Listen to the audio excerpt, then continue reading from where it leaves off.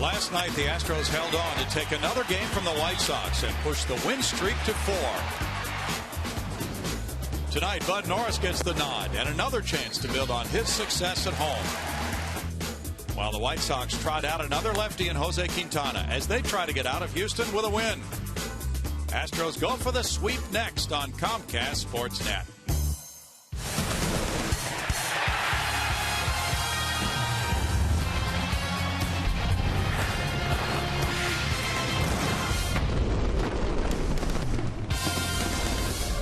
Live from Minute Maid Park in Houston, Texas, Comcast Sportsnet brings you Houston Astros baseball. Tonight, the Astros go for a sweep of this 4-game series against the Chicago White Sox. Good evening, everybody. Bill Brown and Alan Ashby to see if the Astros can continue their winning streak, which has really been built with solid starting pitching. Ash? 4-game winning streak. Second time the club has had a streak that long this year. And it's been done, as you say, Brandon, with that starting pitching. It all began Jordan Lyles, followed by Eric Bedard, Lucas Harrell, and Dallas Keuchel last night. These guys combining with some great numbers. 173 ERA in those 4 starts. That'll get you a lot of winning streaks. And again, it was Jordan Lyles. That curveball was dynamic his last time out. Eric Bedard, season high in pitches. Harrell, after a little bit of a shaky first inning, turned it on, and then Dallas Keuchel last night.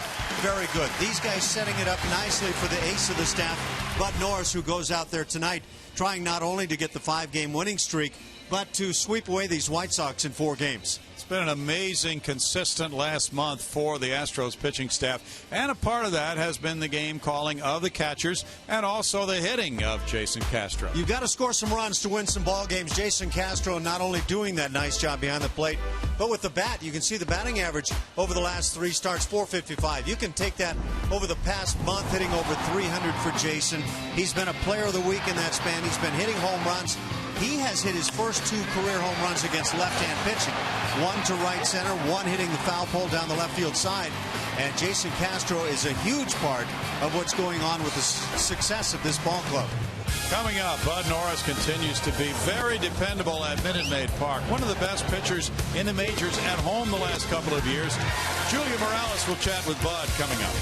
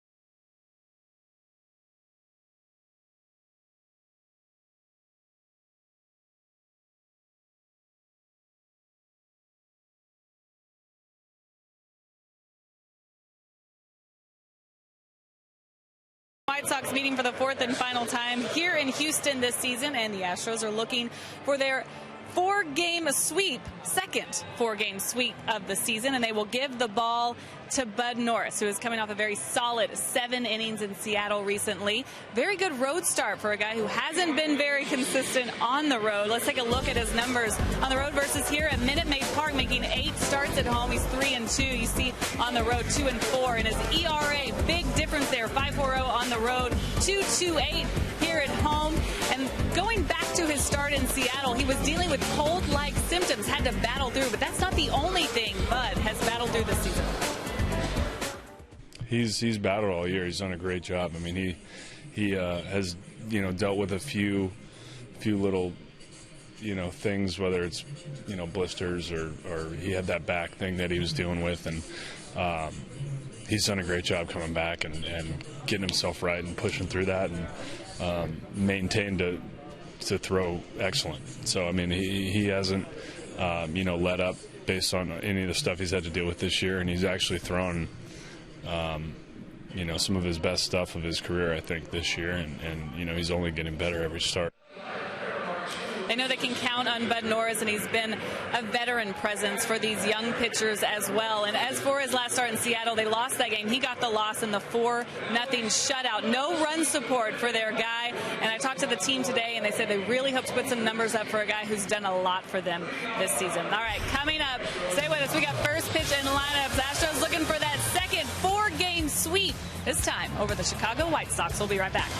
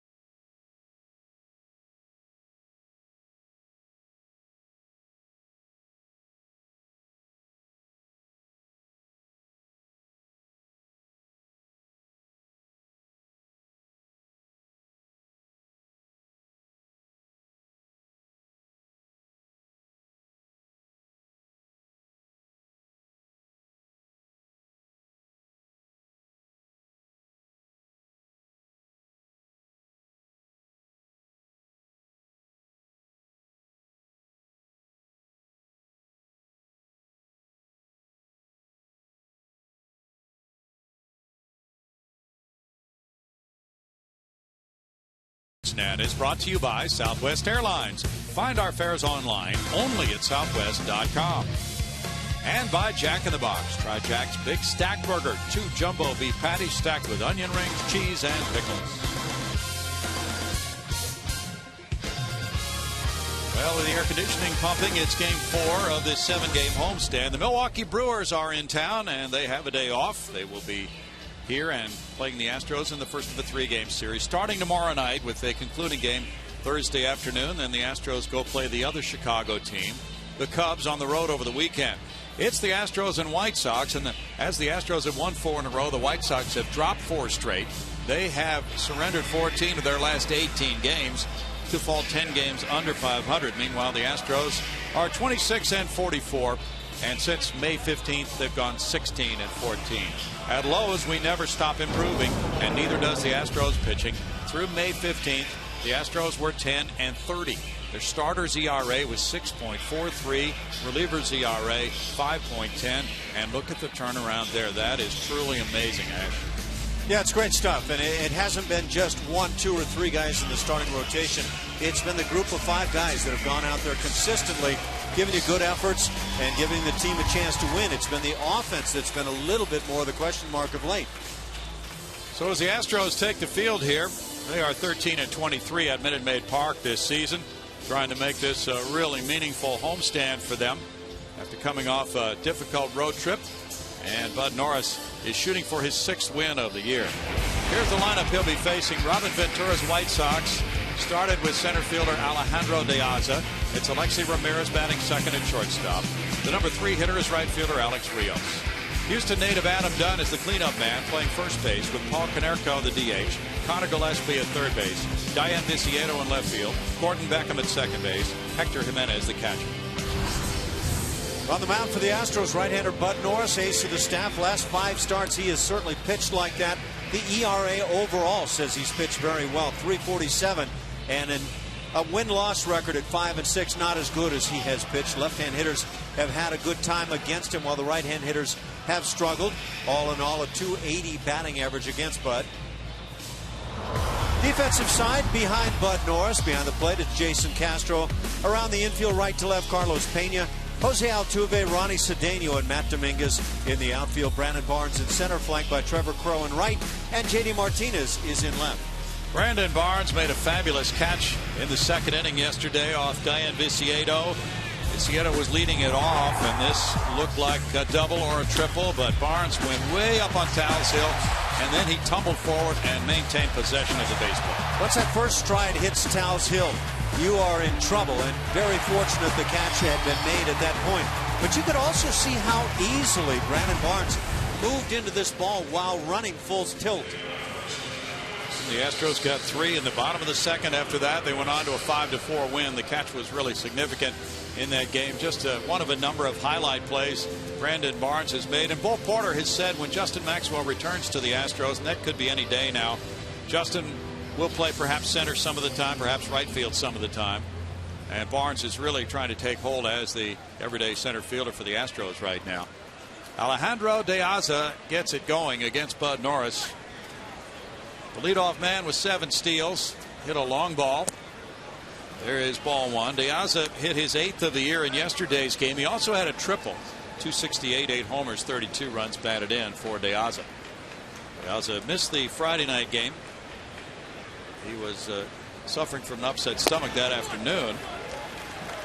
1 ball and 1 strike to the 29-year-old veteran from the Dominican Republic. And De Aza already with 8 home runs is one away from his career high of 9 set last year. He drove in 50 last season for the White Sox. Norris steals, and it's a strike call for Bud. New umpiring crew for game 4 of this series. And sometimes that happens. The first set of umpires goes through the first 3 games of a 4-game wraparound weekend series. And now a new crew for the next 4. Fastball gets a foul tip and a strikeout, and it's Tim Welke umpiring behind the plate tonight. Yeah, Bud mixed it around very nicely and then comes in with that high fastball to put him away. And you could see that was exactly what Jason Castro wanted, that glove up, and they get it right on the money. In run support, it's Chris Sale, the lowest in the American League. We saw more of that when he pitched earlier in this series. Bud is second lowest, tied with Joe Saunders of Seattle at 3.00. Alexi Ramirez takes a strike. 265 for Alexi. 1 homer. He's driven in 14. Well, when you see those numbers, Brownie, it's pretty impressive that Bud Norris is 5-6. Oh, you bet. His ERA of 3.47. He's kept his club in a number of games. The last 10 starts for Bud Norris, the Astros have not scored more than 3 runs in any of those 10 games. That's period. While he's in the game or after he leaves. 3 runs period. 1 hopper back to him, and he tosses high, but plenty of time for Carlos Pena to get back for round number 2. Gonna have to get Bud a cutoff man there. Playful little grenade throw over to first base. And now Alex Rios will be the batter. Rios has driven in 5 runs in his last 10 games with a .318 average. 285 for this season, 11 bombs. And 33 runs batted in for Rios, the former Toronto Blue Jay. He is just 1 for 10 in this series with a couple of walks. That's in tight for ball 1. Bud going with the changeup there on the first one to Rios. Rios drove in 91 last year while hitting 25 homers with a .304 batting average. He was 9th in total bases in the American League last year. Bud falls behind him. It's 2-0. Be glad to get that one back. Something off speed left up around the letters. Rios has started all but 1 game for the White Sox. Had an 18-game hitting streak in May. That's the longest in the league this year. And that one's fouled away. He was ready on 2-0, but still a little bit late. And 2 balls and a strike for Bud Norris. Bud last year was 7-13 with a 4.65 ERA. Right now he's 5-6. His top victory total in the season, 9 wins in 2010. 2 balls, 2 strikes with Adam Dunn on deck. That last fastball, pretty good representation of the way Bud has been with the fastball over this nice stretch of starts that he's put together. Running that thing down consistently around the knees. Right-handed hitters are hitting 183 off his fastball. Slider banged by Dominguez, diving and into the left field corner. And Rios heads for second base. That's a 2-out double for the right fielder of the Sox. And the Pale Holes have a man on for Adam Dunn. He gets the slider right here, and with Matt Dominguez playing well off the line, pretty much that straight up shot through the third base area there goes down the line for the 2-bagger. Infield moving around now. Ronnie Cedeno will move to his left, and Jose Altuve also moving around, as you can see. As Dunn gets ready to step in, he has 18 homers. That's tied for second best in the American League. He's driven in 40, batting average a low 183. But Adam has hit 6 homers in the month of June, and that's leading the American League in June. He gets a first pitch breaker, and it's strike 1 to Dunn.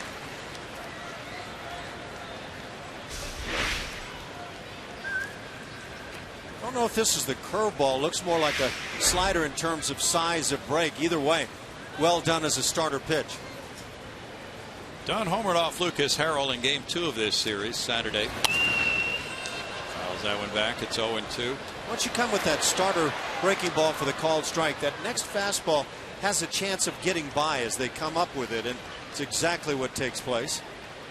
13 long balls in this park in his career. Back to Cincinnati Reds days when he had many games each year against the Astros.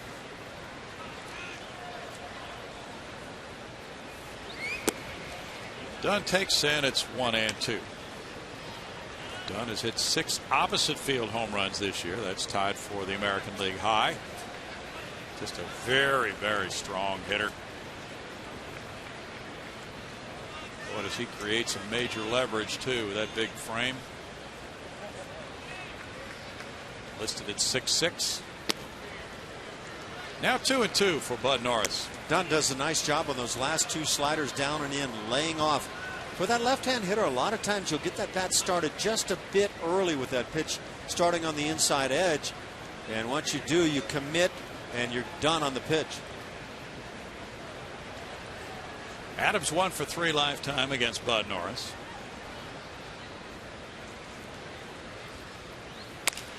Ground ball to first base for Carlos Pena. For out number 3. No runs a hit, a runner stranded, and no score.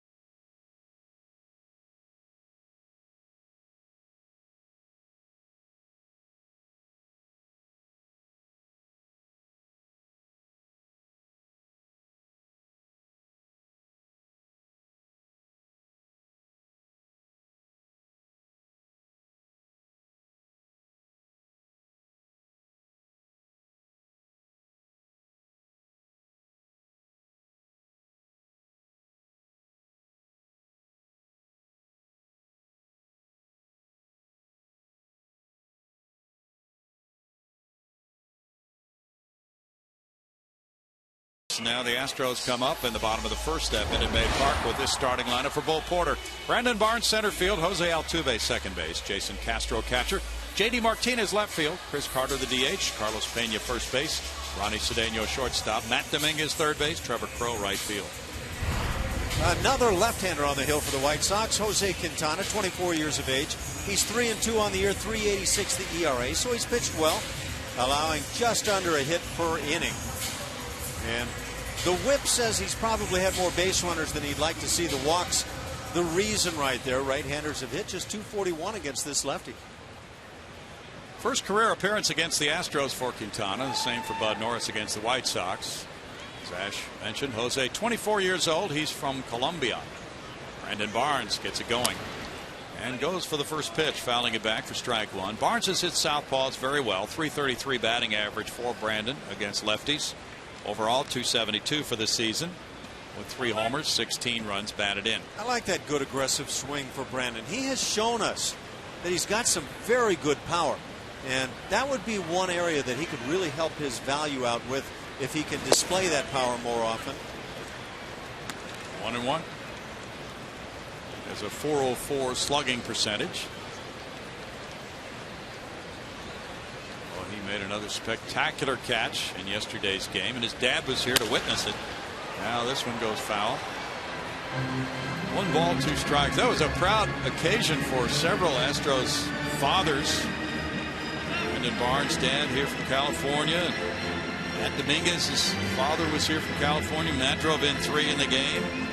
Dallas Keuchel's dad was here. Dallas, the winning pitcher in the game. Hector Ambry's got a couple of outs. His father was here. It's 2 balls, 2 strikes.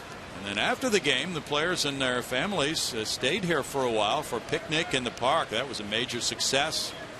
Some 700 people picnicking on the grass in the outfield here at Minute Maid Park, raising money for charity. Astros in Action Foundation hosting that event. 3 balls, 2 strikes to Brandon Barnes. A good time was had by all, we're told. Somebody did a nice job cleaning up after a picnic of that size. Grounds crew is fantastic here. Didn't see a single ant out there. No. 2.13 ERA for Dallas his last 4 starts. Impressive. Bounce foul, third base side past Dave Tremblay. Now Dave had a key decision to make also in yesterday's game on sending Trevor Crowe from first base on the 3-run double in the second inning by Matt Dominguez. He said he tried to get as close to that third base line as he could to look into the corner, and the ball kind of caromed around a little bit in the corner. And Trevor Crowe was running hard all the way and was able to score from first on it. Strike 3 call. Quintana opens with a K. Brandon Barnes a little bit like Robbie Grossman, taking some close pitches with 2 strikes at times. Just can't get away with that.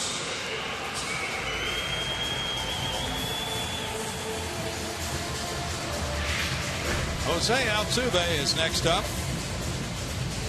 Jose begins the night at .292 with 3 homers. He's driven in 27 with a .324 on base percentage. And good recent success for him. He is 3 for 12 with an RBI in this series.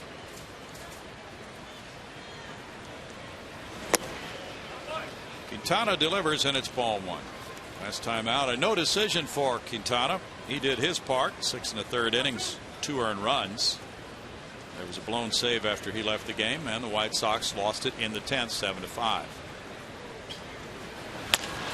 It's a liner into right field, and that's the good look at Jose Altuve, trying to get back to that right field approach that he had earlier this season when he sizzled through the month of April, and that could help him do it. You know, it's nice when you have that ability and then suddenly you're able to jack some balls to left field. It feels good. You can help drive in some runs, but it almost inevitably that hitter will wind up finding some struggles along the way, and you've got to get back to that ability to line it to right.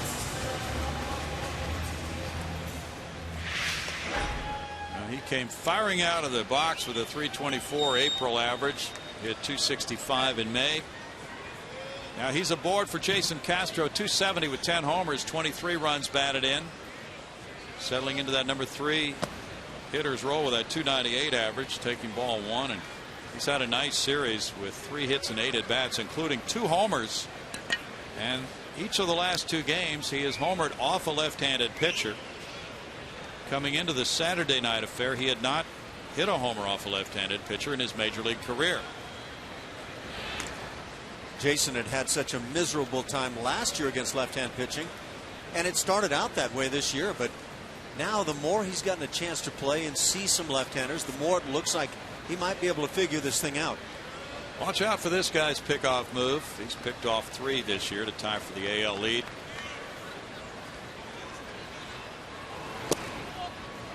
It's 2-0, but the presence of Altuve at first may be helpful for Castro. Castro hits the ball all over. The outfielders play him straight away. And with 10 catcher home runs, he's second in the American League behind J.P. Arancibia of Toronto with 14. He's also hit more homers than any Astros catcher since Mitch Molesky hit 14 in 2000. 2 balls and a strike. It's a career high already for Jason. He had 8 home runs in his career coming into this season, and he's hit 10.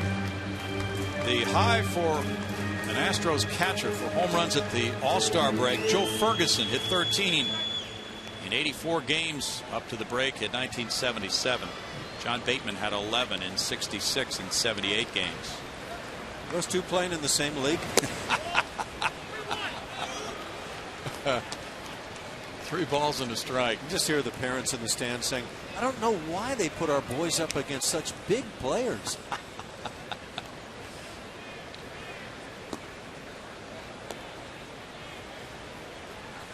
That's fun, though. That's why so many people really are attracted to this sport. Which of the 2 is the more likely All-Star this year? Yeah, he's going. And that's rocked out to left center field. A long run for De Aza. De Aza way back, watching that one off the wall. It sticks there by the base of the wall. Altuve coming in to score, and it's 1-0 on an RBI double by Castro. 19th double for Castro.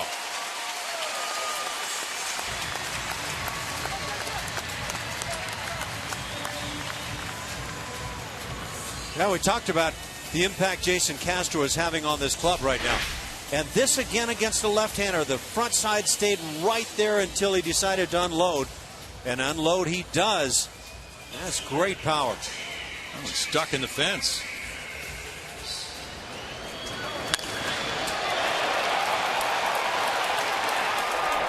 Hard to pick up that baseball at times. It's why it's not a bad idea to glance back a little sooner and see the ball come off the bat. J.D. Martinez looks at strike 1. Martinez at 260 with 6 homers, has 24 runs batted in.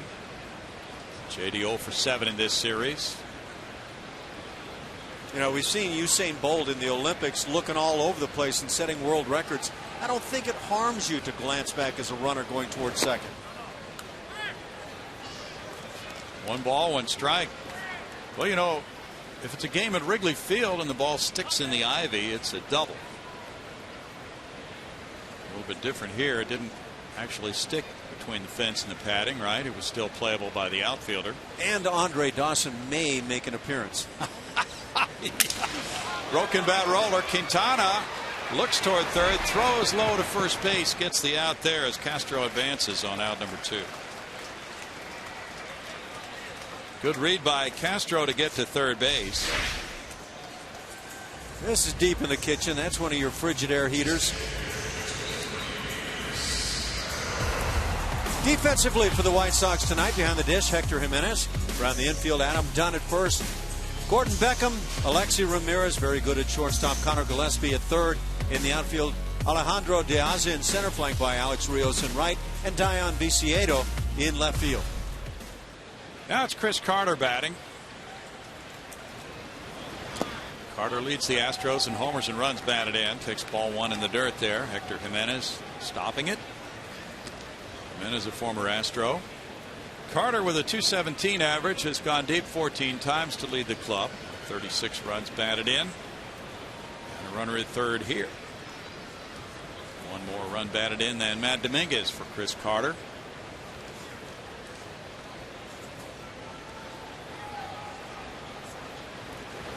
That was way outside from Quintana, and it's a 2-ball, no strike count.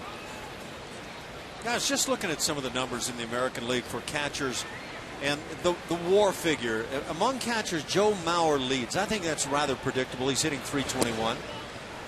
But Jason Castro is second best in that WAR category when you combine the defensive side and what he's done with the bat and how impactful he is with the extra base numbers and on base and everything that comes together. So Jason Castro quickly moving up that list in the AL. He's gaining a lot of recognition this year. Carter looks at that one. It's a 4-pitch walk for Chris. And the Astros get their third base runner of the game, bringing up Carlos Pena. Robin Ventura's club has really been in the doldrums, losing 14 of 18 with a $120 million payroll for the Pale Hose. They've lost 12 of their last 13 on the road, and they're on a 10-game road trip. They go on to Minnesota and Kansas City after this 4-game series. So Robin hoping that each night is a breakout night for this club, but 3 one-run losses in the first 3 games of this series for Robin Ventura's White Sox. That's a tough gig to sit in that dugout and when things are going bad, not make any facial expressions that show negativity. The ball club is always watching for that stuff. Really tough. 225 for Carlos Pena, 6 homers, 18 runs batted in.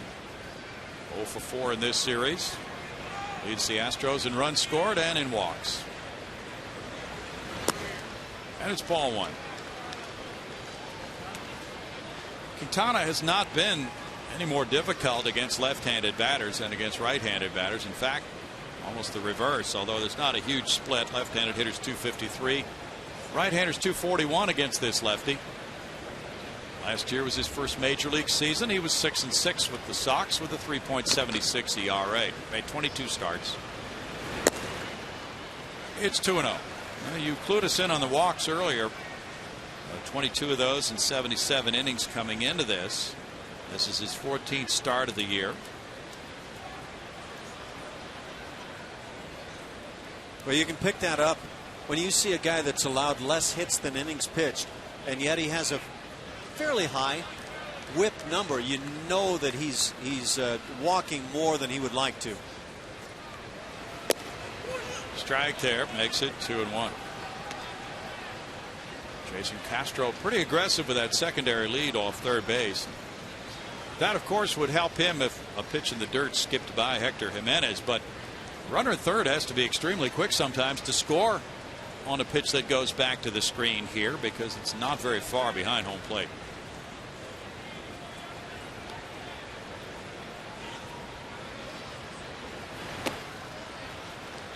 And it's 3-1. It's a split-second decision for the runner on third. For instance, that last pitch was breaking ball wide to Pena. If that gets underneath the mid of Jimenez, he wouldn't have to go very far usually to retrieve it if he got a bounce right back toward him. Well, you're right, and a lot of guys, the really good base runners, will watch the ball come out of the hand of the pitcher, and they can see right away if the ball's got a chance of being in the dirt. You make your move too quickly there as the catcher picks it in the dirt, and you put yourself in a bad spot. Roll to first, backhanded by Dunn for the third out. 1 run, 2 hits, and 2 left for the Astros, and Castro puts them on the board with a club high 19th double, 1-0.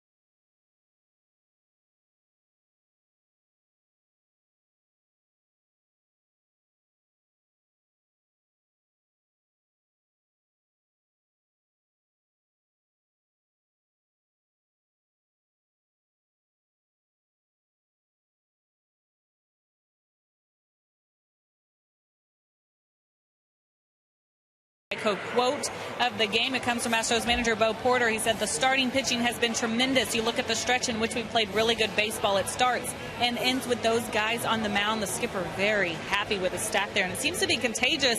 Been a big reason behind this 4-game winning streak, and another reason why they're 11-7 in their last 18 so far in this series. Eric Bedard, Dallas Keuchel, and Lucas Harrell have all come up winners, hoping Bud Norris here will grab a 4th straight win today, guys. So great numbers, Julia, as we saw earlier, 26 innings, 5 earned runs, 27 strikeouts, and 1.73 ERA from that talented quartet. And Dallas Keuchel mentioned after the game yesterday, it's just a matter of going to the mound, not wanting to let the team down after what the guy before him has done, and the guy before him, the guy before him. So now it's Bud Norris with a 1-0 lead facing Paul Konerko. I think a lot of times you hear teams talk about, well, we've got 2 or 3 guys at the top of the rotation that have done just fine, but the other guys have really hurt us. That has not been the case at all here of late for the Astros. Paul Konerko at 234 with 6 homers, has driven in 25. Has 3 hits and 10 at-bats in this series with 1 RBI. And takes that one for a ball for a 1-1 count. And one of the all-time stalwarts in hitting numbers in the history of this White Sox ball club. He needs 27 more long balls to tie Frank Thomas for the franchise record. Thomas hit 448. 1 ball, 2 strikes to Paul Konerko. Hitting coach for the White Sox is Jeff Manto. Darryl Boston coaches first with Joe McEwing, the third base coach. Konerko lays off, and the check swing call is made there by Mike Everett. It's 2-2. That glance from the side, see what the bat does.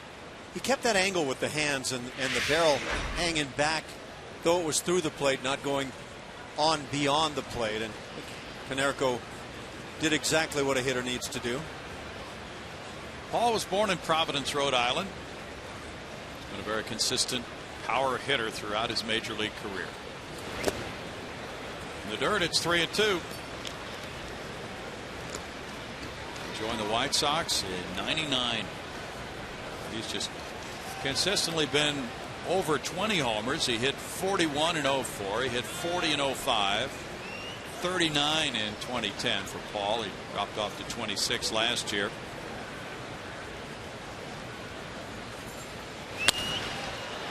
In the air, and that one drifts back into the seats.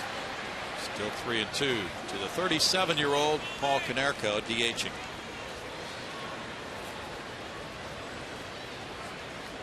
He goes back through the years against Astros pitchers. He homered off Scott Ellerton in the '99 season. Went deep in '06 off Roy Oswalt. And last year he hit one off Wilton Lopez. That one in the air to left field and sailing over toward the seats in foul ground. Keeping the count full on Paul Konerko. Every organization has that list of names that got away. We had this guy once upon a time, and you know, whatever, they let the guy get away. Paul Konerko, I never hear his name come up from the Dodgers, and a guy that got away, and yet his numbers have been terrific through the years. Active career leaders, he is 4th on that list. And he's putting up quite a battle here against Bud Norris. In Bud's career, he has a 20-16 record at Minute Maid Park with a 3.33 ERA. 4th best ERA in this ballpark among starting pitchers. Roger Clemens, #1. Roy Oswalt, #2. Carlos Zambrano is 3rd.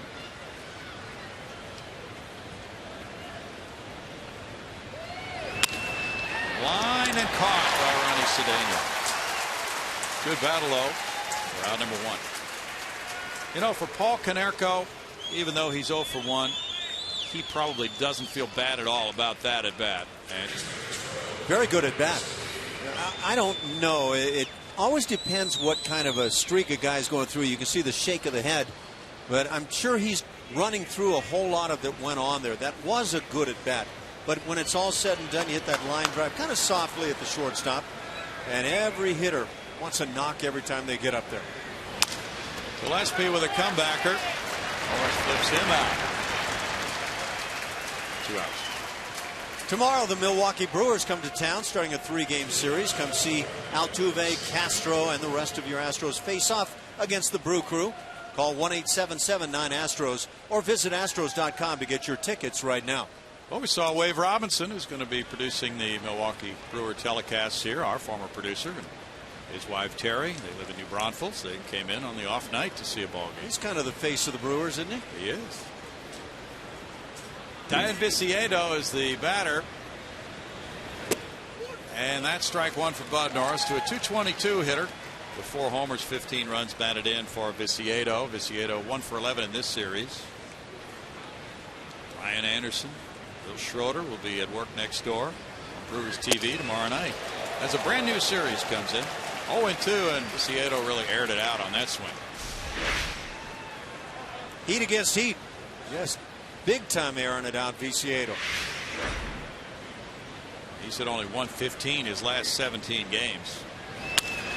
Punches one on a line to right field and moving over, reaching down. A good catch for Trevor Crowe. Makes it a 1-2-3 second and a 1-0 Astros lead.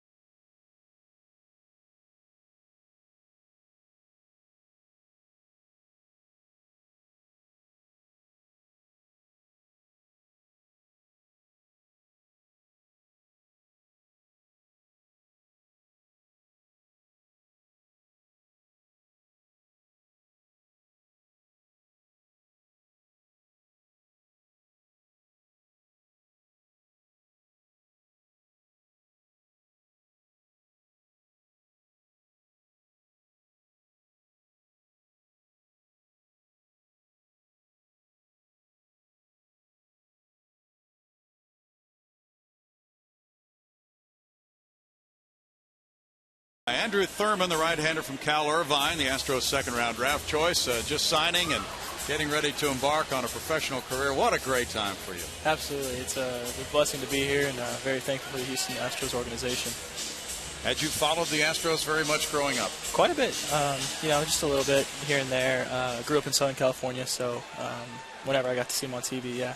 Did you go to Angels games, Dodgers games? Yeah, mostly Angels games growing up. Okay. Ronnie Cedeno leads it off. And there's strike one. Well, on your left is a guy who grew up in Southern California. Big Dodger fan, but got a chance to be on the field playing against the Dodgers a lot of times, and so that's always big. Your thoughts? Have you envisioned what this professional career is going to be like? Yeah, it's going to be amazing. It's going to be tough though. It's going to be a tough road. A lot of bus rides, a lot of peanut butter and jelly sandwiches, but it's going to be a fun time. I'm looking forward to it and excited. Yeah, well, it sounds like you've been briefed. A little bit. I haven't heard what the bonus was like, but I didn't realize peanut butter and jelly sandwiches was going to be a part of things. Exciting moment there, being able to sign the paperwork. Yeah, it was one of the best moments of my life. A great moment for me and my family. Did you have an inkling that the Astros were going to be the team to get you? Going through the draft, I hadn't heard much. Once their pick started to come up, I started hearing a little bit, so got a little excited. Yeah, and then when you saw all the picks after everything had come in, and you saw how they had gone heavily for college pitching. Yeah. Well, you probably know some of these guys who were drafted by the Astros, right? Yeah, quite a few of them actually. Played with them throughout the summer. Played against them in college. A lot of great players. Of course, you and Mark Appel in the top 2 spots. Does that leave you thinking that you got a chance to be a part of a big-time pitching rotation for years to come? Absolutely. Yeah, Mark's a great pitcher. I played with him after my freshman year, summer. Great pitcher, and we're looking forward to helping out any way we can and giving our best. Comebacker, Cedeno hitting it to Quintana. There's out number 1. What's the repertoire we're going to see from you when you get to the big leagues, whenever that time comes along? Fastball, curveball, change, slider. Kind of in that order? Yeah. Change up, probably second best pitch, but a lot of strikes, go after guys. So 100.1 innings this year for you, 91 strikeouts, only 19 walks, 85 hits. Great numbers. How many innings would you expect to put on now in professional baseball? Do you think they'll be really careful with you on the innings? I'm not too sure. I'm pretty durable, if I do say so myself, and I can go out there and pitch as many innings as they want me to, and yeah. Matt Dominguez, no balls, 2 strikes. Just a thrilling thing to contemplate, even though there are some bus rides, as you pointed out, ahead to get after it, isn't it? Absolutely. It's looking forward to it, that's for sure. I'm sure you've heard about the grind of professional baseball and the throwing every day and the fact that you're at the ballpark and everything that goes on. What kind of thoughts do you have coming into that as to how you might be able to handle it and stay away from injury? Just keep at it, keep working hard in the weight room. Keep it at, what being a baseball player is. You get to go out there and do what you love every day. And, it's a blessing to be able to continue my career. And as you got a chance to put on that uniform, take the field, that makes you want to get here even faster, doesn't it? Yeah, it does. That's pretty cool. So did the guys give you a hard time today? Were they easy on you? How did that play out? Yeah, the guys were very welcoming. All nice guys, all introduced themselves. Asked me where I'm from, asked me where I went to school and things like that. And, they're all great guys. Great to meet them. Great to learn from them, just for today. On that shot, when you were warming up the bullpen, we saw with their arms folded in the background, Dennis Martinez, great right-handed pitcher. That's right. And you probably talked with Doug Brocail for a while. Yes, sir. Did they give you anything technical to work on at all? Not really. Not today. It was kind of just a light pen workout. And he gave me a few pointers out there. Jimenez throws out Dominguez for out number 2. Well, you've had a lot of success, so that's going to be interesting to see now how you're going in to your first professional class with all these other guys who have been drafted high. See how it stacks up against that competition, right? Oh yeah, absolutely. I'm looking forward to playing against those guys that I've grown up playing against, and professional baseball is it's gonna be tough, but definitely up for the challenge. I think we all have to be aware of our weaknesses when you're going out to become a professional baseball player. What areas do you feel right now are needing the most attention on your part? I would say getting ahead of hitters. I would say that's probably the biggest thing on the field. Being able to trust my stuff ahead in the count, early on in the count. I'd say probably that. And your biggest strength? I would say my determination. Going out there and giving it my all, no matter my B stuff, A stuff, no matter how I feel out there, being able to try and battle and give a solid performance. Andrew, have you pitched in the Cape Cod League at all? Yes, sir. After my freshman and sophomore years. That's great. Irvine. How did you find that experience of going up against the wood bats compared to the aluminum bats? I liked it. I liked it a lot. I enjoyed it. It's a little bit easier to pitch to guys. You can pitch in a lot more often. It makes balls not go as far, that's for sure. Have you ever faced Miguel Cabrera with a wood bat in his hands? No, I haven't. I wouldn't mind it, though. I wouldn't mind it. Yeah. Might be fun someday. Absolutely. Sounds like you're up for a challenge. Trevor Crow batting with a 2-2 count.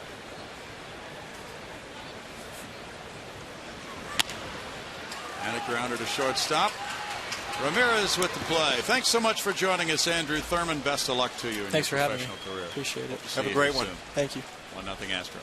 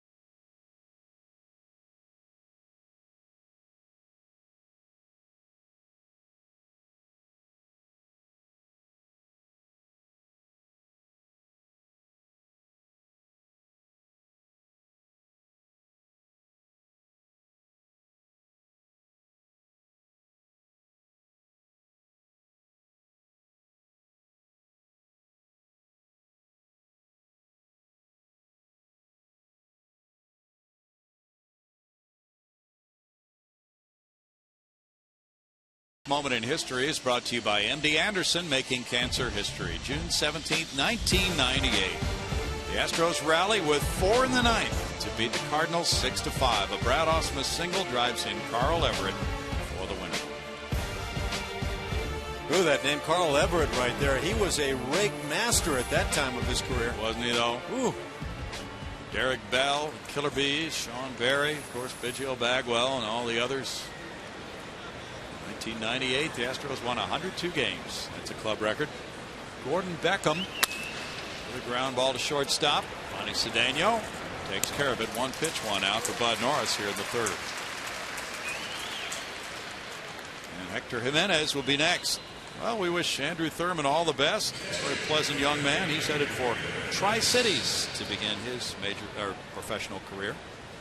Wonder if Andrew was watching the hitters, the 1-2-3 inning in that bottom of the second inning. 3 jam shots. Wonder if he was thinking to himself, you know what, I think I can handle this. Well, yeah, it's got to be a delight to contemplate breaking bats compared to the damage that those aluminum bats can do in college. Dribbler back to the mound, a 12-footer that the catcher makes the play on, and a jam shot to shortstop. Yeah. Hector Jimenez is the batter. Hector, a .212 with 2 homers, has driven in 10. Had a couple of at-bats with the Astros in the 06 season after coming up through their Venezuelan academy. And there's ball 1 to the switch-hitting catcher. Of course, we were talking about it earlier in this series, the fact that A.J. Pierzynski had been with the White Sox for 8 years, and he's now moved along to the Texas Rangers, so that's a quantum shift behind the plate for their club. 1 ball, 1 strike, but I was asking Mark Parent, the bench coach and former Major League catcher, how things have gone, and he likes the way Hector has worked along with Tyler Flowers in executing the game plan for the White Sox pitchers this year. It's one of the big things that catching coaches and the coaching staff in general will look at.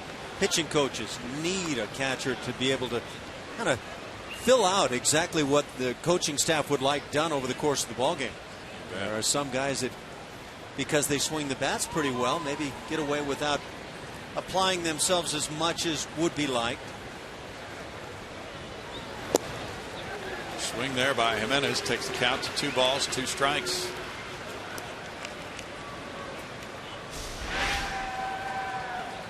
This is just getting the fastball right on by.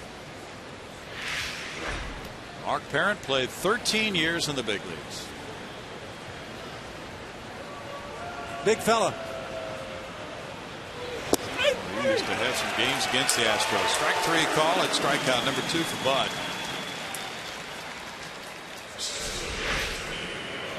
Surprising that Bud could throw another fastball taken right here at the knees. But again, that is the Bud Norris that has been so steadily right down in that area.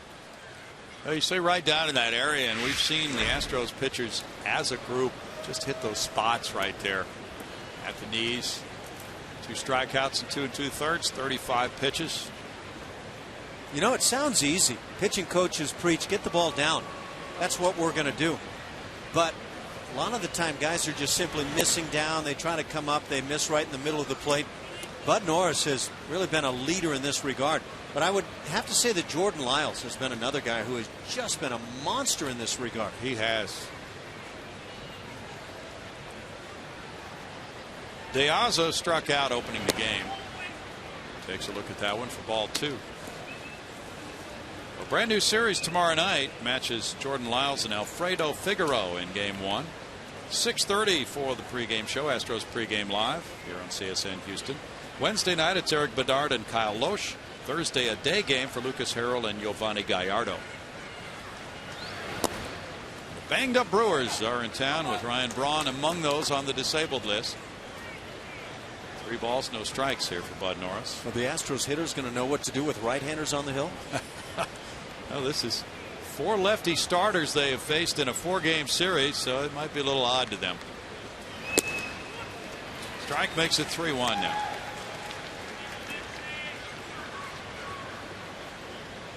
The Astros will pay the return visit to U.S. Cellular Field against the White Sox in late August.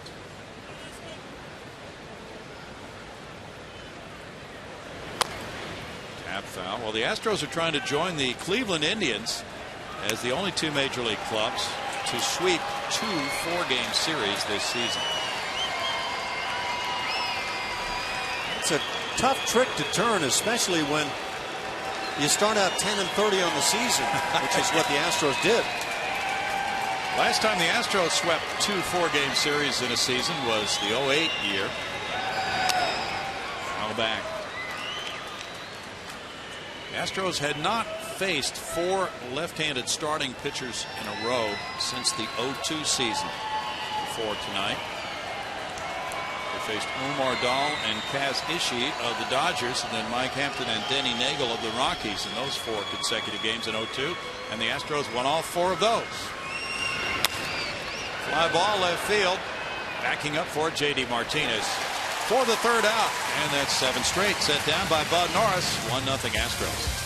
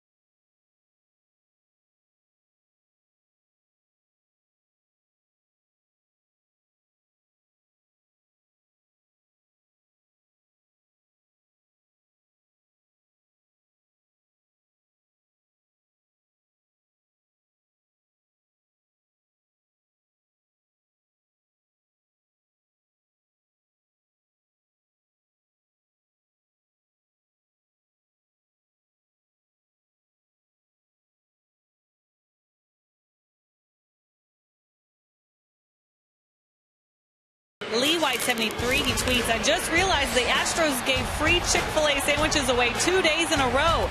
Can they make it 3?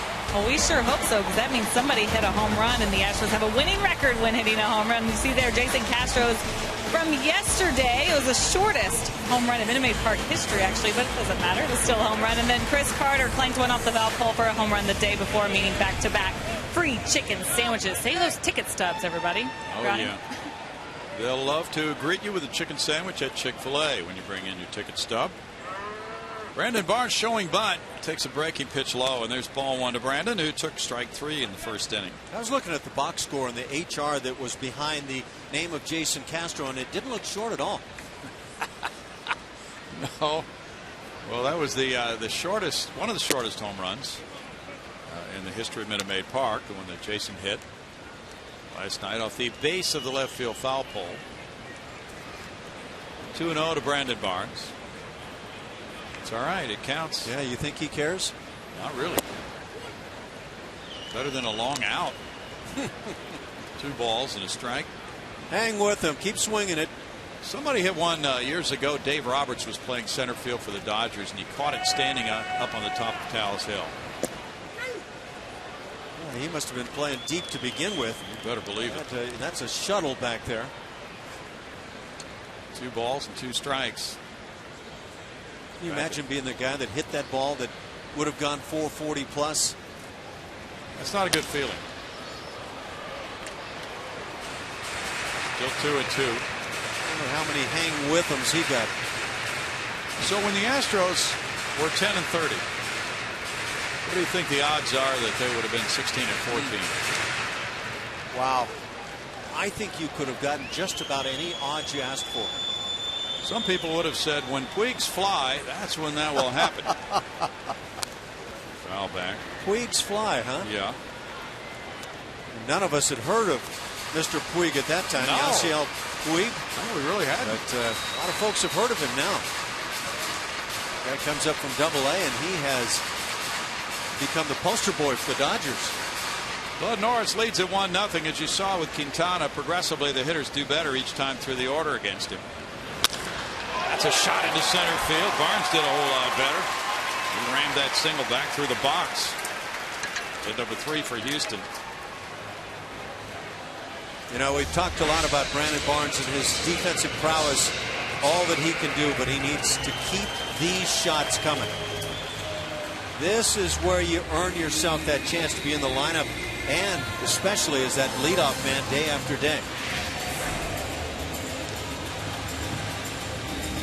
Now he's aboard with 4 steals, and Jose Altuve behind him. Justin Maxwell hit a home run for Oklahoma City in last night's game. Altuve lined a single to right and scored in the first. Inside for ball 1.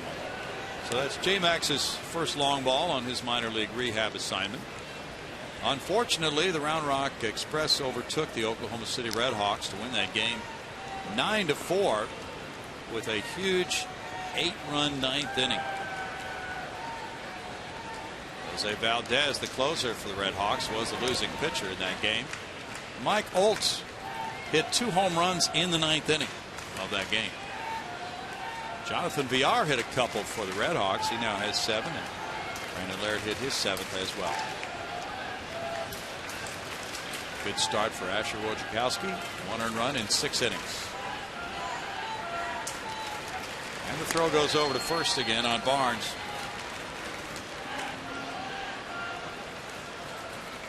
So with the Astros and Justin Maxwell, who was 1 for 4 in that game overall, there's been speculation that Justin might rejoin the club when it goes to Wrigley Field in Chicago after the Thursday game. We simply don't know when he'll be here. Is he a good Ivy player? Must be. Fouled away, and it's a 1-ball, 1-strike count. Well, that'll be weird going back to Wrigley Field, Ash. We haven't been there in a long, long time. For me, it has been quite a while. That's true. Yeah. The Blue Jays might not have been there in a while. No, I think maybe one time in one series in 6 years.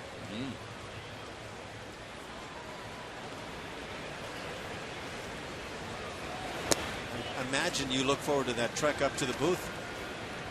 Always. It's always a heart pounder. The elevator is not available. Forthcoming. 2 balls and a strike.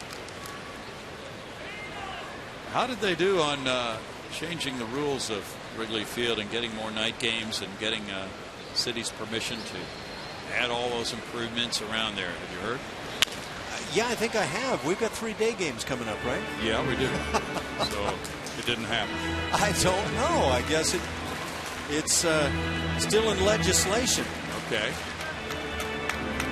I don't know. I kind of like the day games. When you're going in for one series, if you're the team playing all those day games as the home club, maybe it's tougher, but I'm good. I'm good with 3 games in the day and then have some evenings off. Well, there's going to be no complaint from anybody with the traveling party because there's a day game here on Thursday to set up that 3-game series, all day games at Wrigley. That is a key that I wish came into play more often, especially when there are lengthy trips coming from the West Coast back this way.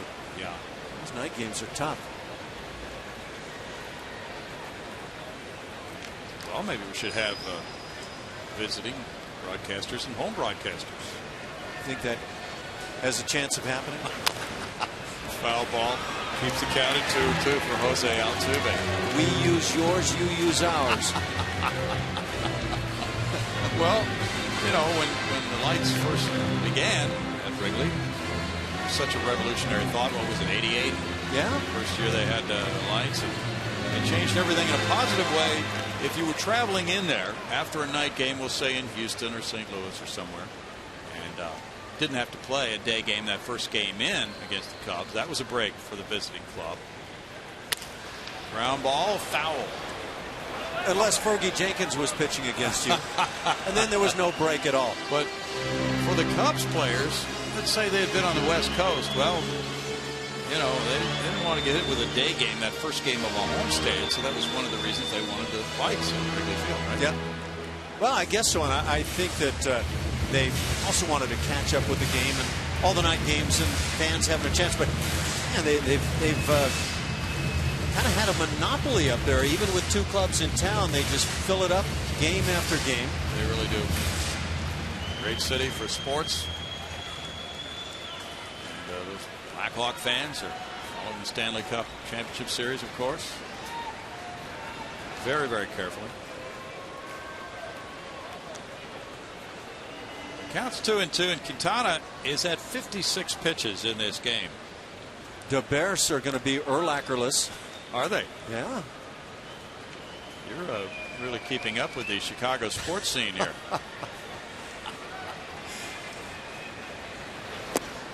Altuve's down on strikes. Number Tough 2. pitch breaking down and in on Jose. Strikeout for Quintana. Late break to it.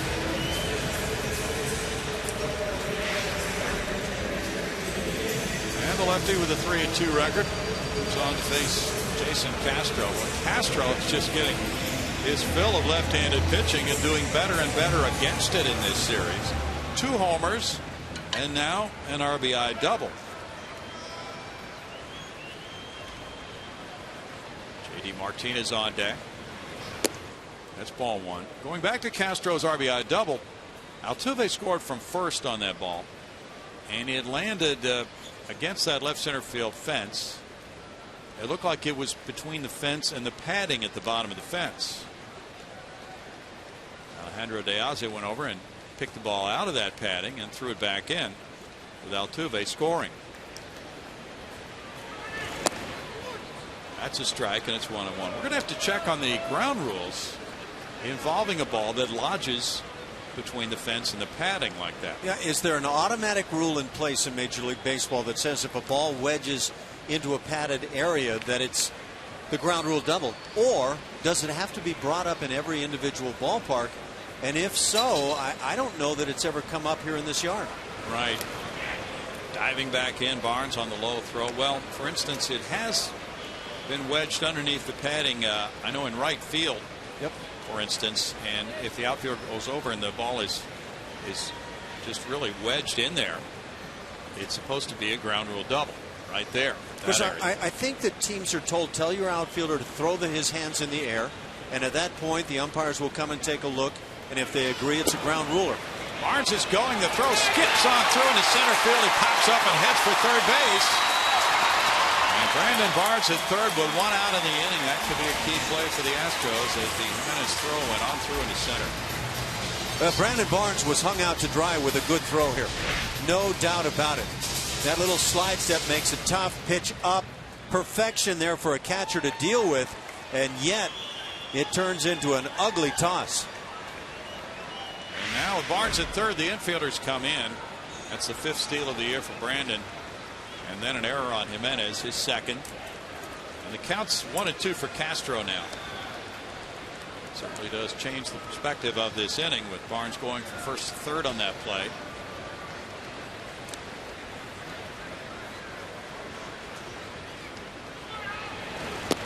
Castro takes it. It's 2-2.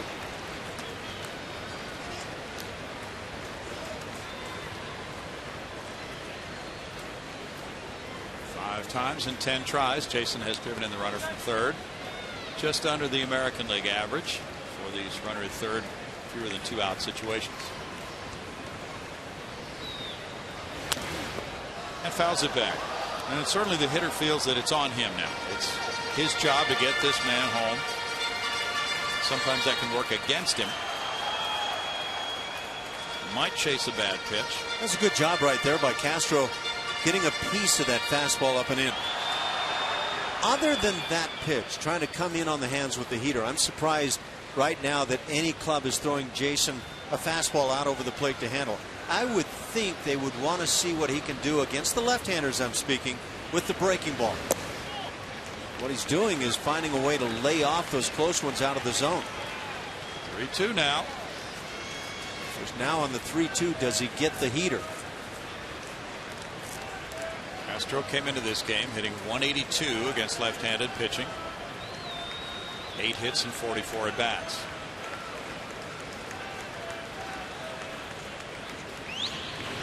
And fouls it back with a good cut. Astros as a team are hitting only .206 in the month of June. But they've been surviving with not a whole lot of offense, thanks to the outstanding pitching they've received.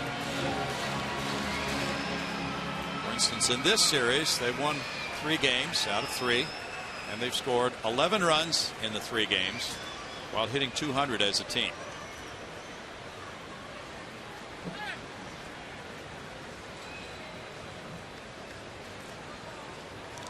Heard one report that Scott Boras is coming into Houston later tonight. Well, that's if that's true, that's got to be interpreted as good news. Yeah. Mark Appel, represented by that individual. Deep drive to right field by Castro. He bangs it off the wall. That'll get the runner in easily from third. Throwing to second. He gets another double. 2 doubles and 2 runs batted in for Castro. That was a rifle shot, scoring Barnes 2-0. Rip that one. For the moment anyway, Jason Castro has really found it. And against left-handers driving the baseball. This ball very close to getting out of here. Just still his hands off as he approaches the ball. Scoring easily after the stolen base and the error. And it's 2-0 with Castro at second for Martinez. 20 doubles for Castro now. Martinez fouls it away, strike 1. This is game number 71. That is a very good doubles pace. You get to 40 doubles or more in a major league season, you've had an outstanding year with the 2 base hits.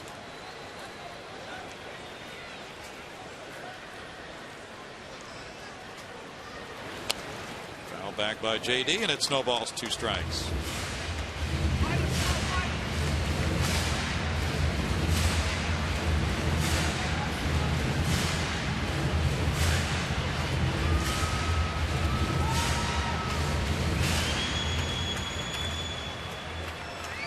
Chris Carter was in left field yesterday. JD had the day off. Down and in for a ball. That makes it 1-2.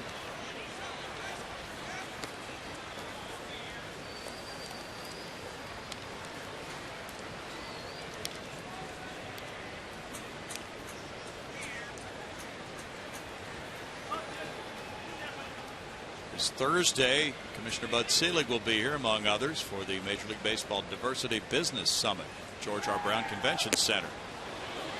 JD chased it, and he's down on strikes. That's number 3.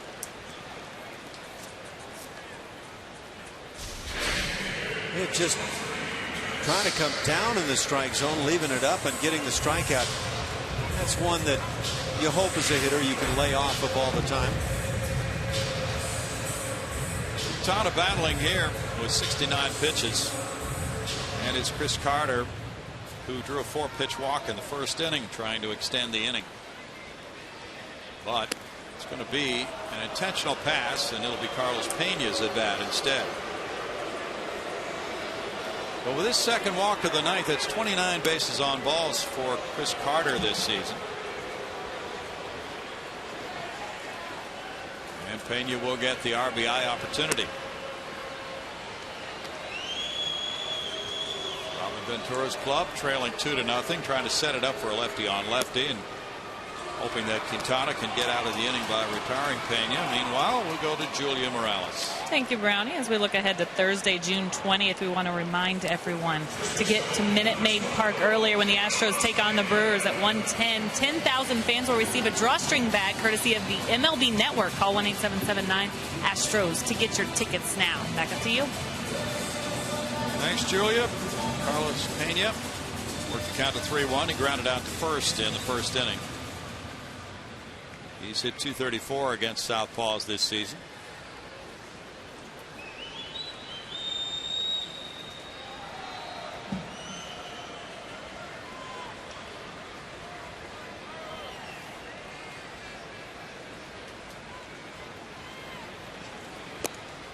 Pitch is outside. Castro took a couple of aggressive steps toward third base, and it's ball 1.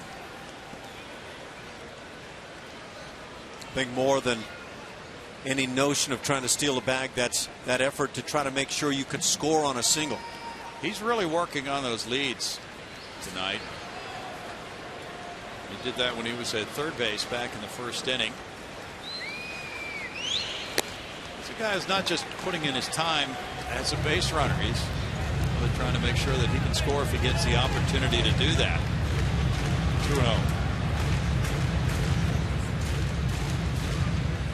Okay, as a catcher, most of the time you're not going to be a guy that's burning on the bases, but you want to make sure you score when you're supposed to score. That means on second base, a single to the outfield, especially 2 outs. You've got to make sure you can touch pay dirt. Fly ball to left. Ciedo comes in. And in the third inning, the Astros tack on a run on 2 hits with an error. They strand at 2, and it's 2-0 Astros.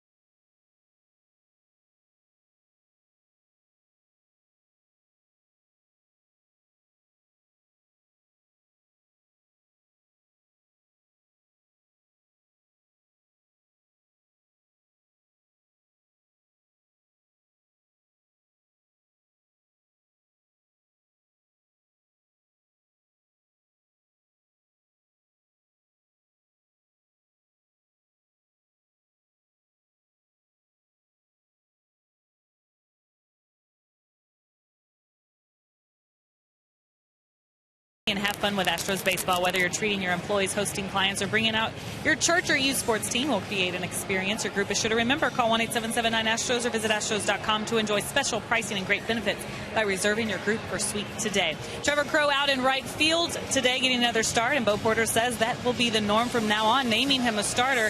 He isn't doing it because of his batting average, which is 194, but because of his ability to make things happen. Bo Porter mentioned a big 10-pitch at-bat yesterday for Crowe that drew a walk, setting up bases loaded for Matt Dominguez to clear them with a 3-run double. Guys. And he scored from first on that double, and he was credited with good base running by Dave Tremblay, the third base coach. So that was important, too. You bring up a point. There's strike one to Alexi Ramirez that we really hadn't addressed, and that is the fact that Trevor has gotten more playing time in right field than Jimmy Paredes in the last couple of weeks. And Bo did, as Julia mentioned, talk about that when asked today. It's been kind of a shift in Bo's thinking, and just looking at numbers doesn't fully address his decision. Their numbers actually are fairly close in terms of on base and slugging percentage, but that's not the whole matter here. Foul back, and as Julia mentioned, Bo talked about just his defensive work, his positioning, his base running, all those things put together. You mentioned, Brownie, the defensive work, the Dayan Viciedo ball to end the second inning. Tough play, line drive down the right field side, and he made it rather routinely. He is more the veteran-esque player, and he seems to make few mistakes. And I think the more this team wins, the more you give yourself a chance to become winning players. Point well taken. Ground ball to shortstop. And Cedeno makes the play. 1 out. Log on to csnhouston.com and click on In-Game Live to enhance your Astros experience via computer, smartphone, or tablet. Get in-depth stats and join the social buzz. In-Game Live only on csnhouston.com. Alex Rios is the batter. He doubled to left field in the first inning. Been checking the ground rules about the ball that lodged in the fence. It's really not covered in the Minute Maid Park ground rules that we can find anyway. The media guide, there's strike one to Rios. Would you regard that as padding? I would. I would as well, and there is a stipulation about a ball at the top of the padding if a ball gets lodged, and for me, actually, that ball got lodged in the top of padding that happens to be on that screen fence area in front of the bullpen. Right. I think as you could see on that last shot there of the outfield padding, okay, you could see how it would get lodged in the crack there. Yeah, and that may be specifically what they're talking about when they talk about top of padding. So that's a double if it sticks in there in the padding. But what about between the fence and that padding? It's not covered that we can find. 2 balls, 2 strikes. It was at the bottom area of the fence, between that fence and the padding, that the ball stuck. So we'll have to check around tomorrow.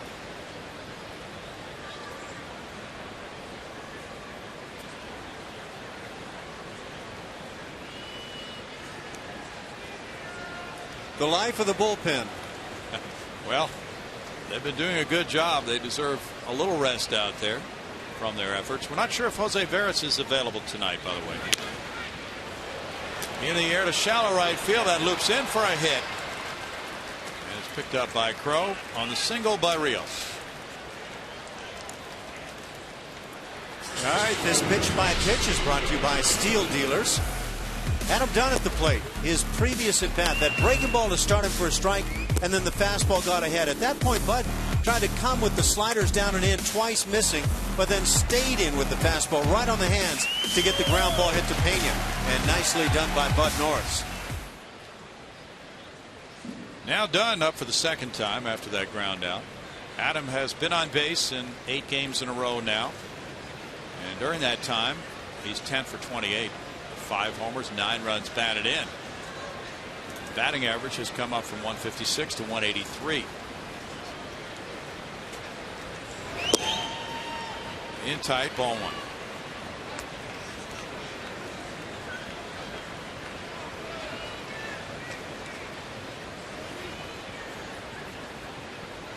Bud Norris, a 6th-round draft choice of the Astros in 06. Trying to square his record at 6-6. The runner takes off. Here's the throw from Castro, and it's safe at second. Cedeno taking that throw right on the base, but Rios gets his 11th steal. This is an outstanding throw from Jason Castro. Not only where it winds up, but look how quickly he gets rid of the ball. And it winds up in the ideal spot. That's just a great jump and speed, able to pick the bag. You can't do better than what Jason Castro just did. Close call. Rios is a good base stealer. He was 23 for 29 last year. 75% of the time as a major leaguer, he has attempted steals. He's been successful. 11 this year now. And Dunn gets underneath at a high drive, but it'll hang up. J.D. Martinez in left center. And just to draw a throw, Rios tag. It's out number 2. J.D. had already squared his body toward third base. Now Paul Konerko bats. Konerko hit a looping liner to shortstop in the 2nd inning after working the count full. So when Dunn and Konerko, Robin Ventura has 2 hitters back to back in his lineup, both of whom have hit more than 400 home runs in their careers.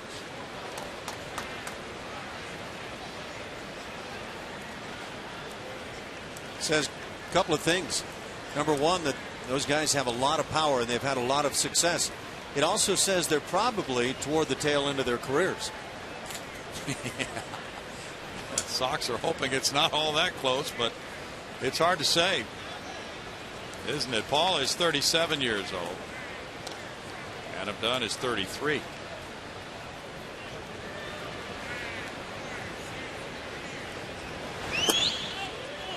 Outside for ball 1.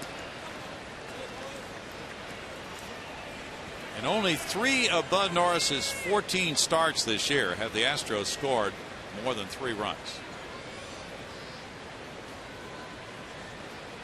He lost 4-0 his last start in Seattle. He lost 3-1 to Baltimore the start before that. Fly ball to right. Chasing Crow back just short of the track. And he handles out number 3. No runs, a hit, and a man stranded. Through 3.5, it's 2-0 Astros.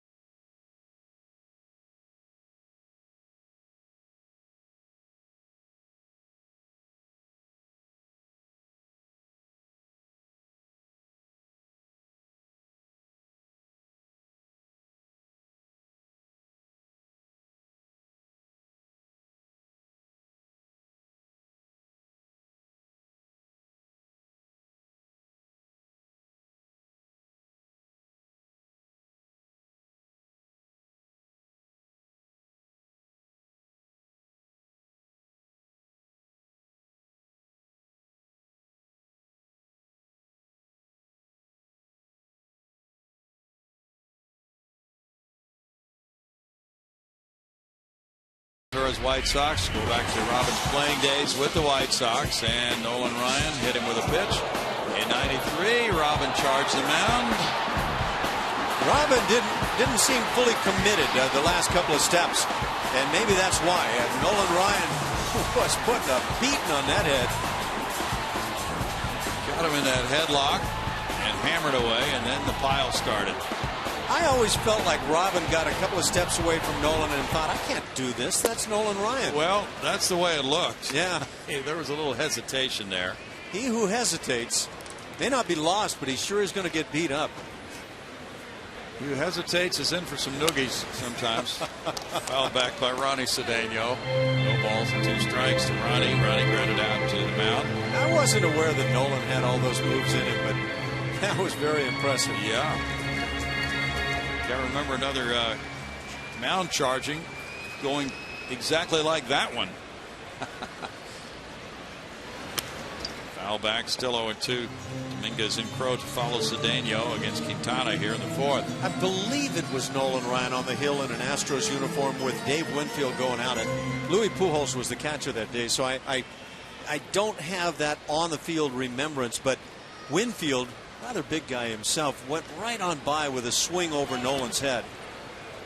Yeah, that one could have ended badly.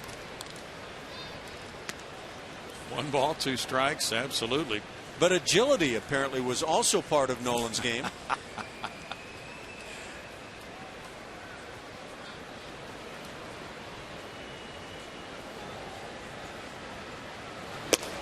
Cedeno's down on strikes. That's strikeout number 4 for Quintana. He's had to work tonight, though. He's thrown 80 pitches so far. Nothing fancy here, just high heater. And maybe out over the plate. Cedeno kind of reaching with that one. Matt Dominguez, who tapped out, and the catcher threw him out in the 2nd inning. Comes around for the 2nd time.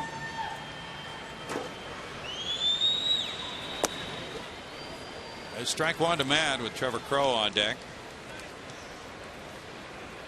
And a rain delay in St. Louis with the Cubs and Cardinals tonight. Top of the 2nd inning, no score. Off the plate, it goes on 1 bounce to 3rd. There's the play by Gillespie, 2 outs. Well, that Cardinal club's a handful for anybody right now with a 44-25 record. Shelby Miller on the mound. Royals and Indians are tied 1-1. They're in the top of the 9th at Cleveland. Santana, the Cleveland catcher, hit his 10th. Phillies lead the Nationals 4-3. They're in the bottom of the 8th in Philadelphia. Ryan Howard has belted his 8th of the year. The Phillies are at 33-37, and some of the media speculating right now they could be moving some people on to other teams if things don't turn around very quickly for them. Trevor Crow grounded out to shortstop. Foul away, strike 1. Brownie, with you talking about the Cardinals, they are presently the best combination of offense and pitching going on in the major leagues. Boy, they are. And they've had some pitching injuries and dealt with them so well this year. They are 3rd best in the major leagues in runs scored. They're 2nd best in ERA. Pretty nice combo. 1 ball, 1 strike. As you look at the races, it's really interesting here. Roughly the 70-game mark for most clubs. Tight race in the NL West. Really tight. 4 clubs within 2 games of each other. It's 1-2 to Trevor Crow. Meanwhile, in the NL Central, the top 3 clubs are within 3 games. St. Louis, Cincinnati, and Pittsburgh. In the East, Atlanta has built a nice 6.5 game bulge on Washington. Oakland leads Texas by 3, and they're playing each other. To shortstop, Alexei Ramirez with the throw for a 1-2-3 4th for Quintana. A 2-0 Houston lead through 4.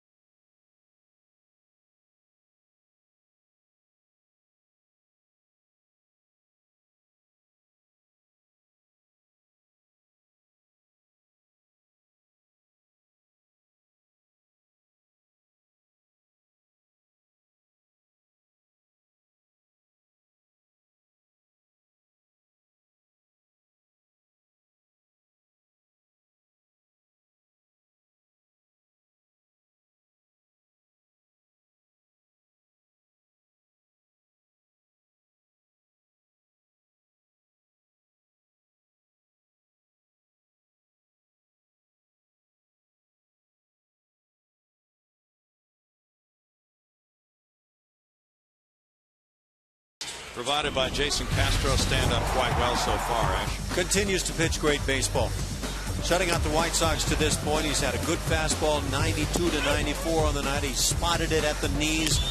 He's been able to run it with authority up and away. And when it's all said and done, checking to see, did I leave that one up in a zone I didn't want to? Just trying to get better and better.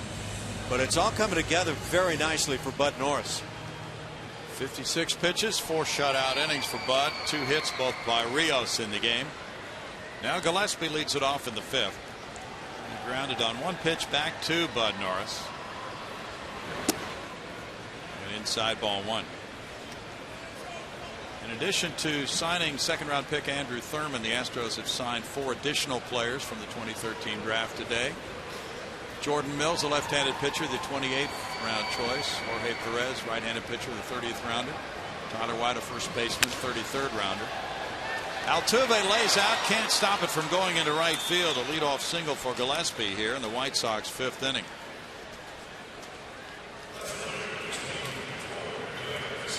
All-out effort by Jose. You can see he's shaded up the middle a bit. So this ground ball headed to kind of a normal second base position, finds a hole. But again, that all-out diving effort.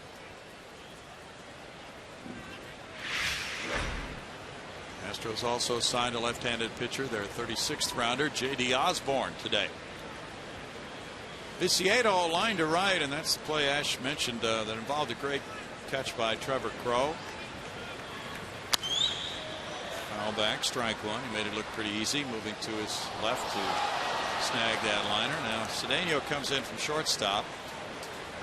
As you talk, Brownie, about that play by Trevor Crowe, through the years, I would say that ball that's especially down but lined on the glove side of an outfielder where he has to run hard has been the tougher play between that and the backhand side. That glove side gives a lot of guys fits.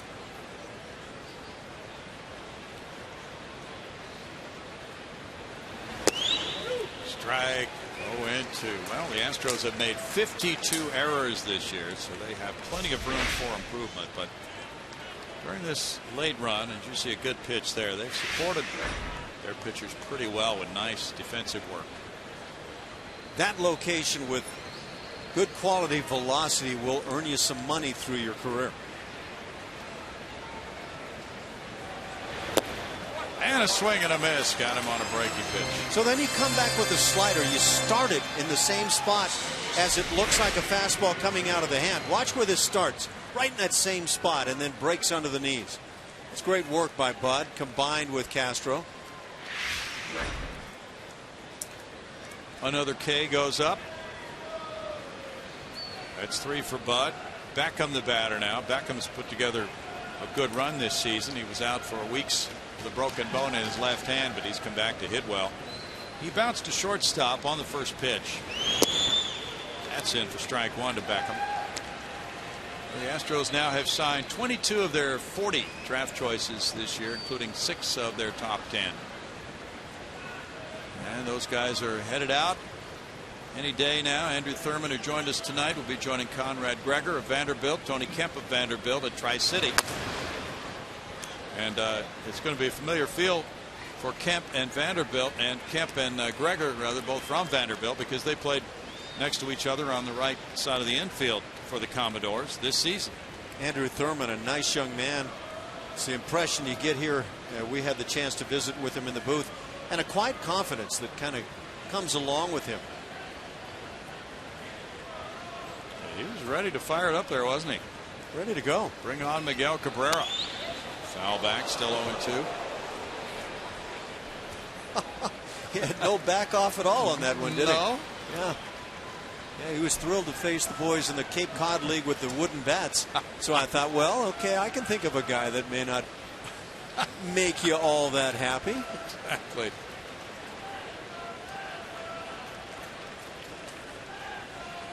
That was a great crowd yesterday on the Father's Day game. 25,829 with a very enjoyable Houston win, 5-4. Swing and a miss by Beckham, and he's down on strikes. That's victim number 4. Now this type of location that Bud's putting together right now, should pick up some strikeouts. Again, it's that very same slider that he got Viciedo with after spotting fastballs down around the knees.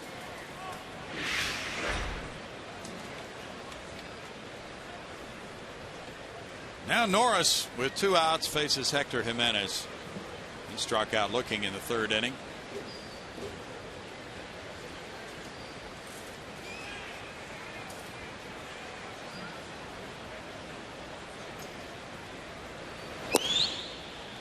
And there's ball 1. Well, close, huh? yeah, that's a good looking pitch, and that's exactly where you want it. I will suggest from the side that might look like it's gotten some knees. We grow accustomed to seeing that called a ball quite a bit of the time. You look at that pitch at the front of the plate. A little higher than you might think. It's 2-0 to Hector Jimenez. Yeah, the problem is the umpire's behind the plate. Yeah.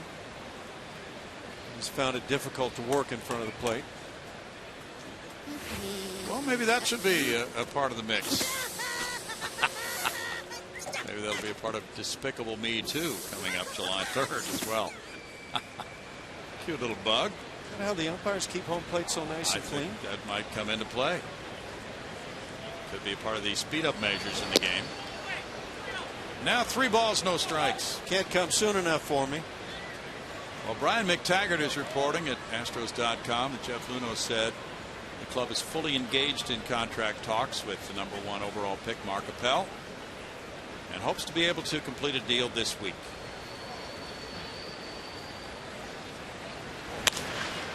Popped up. Johnny Cedeno with the grab.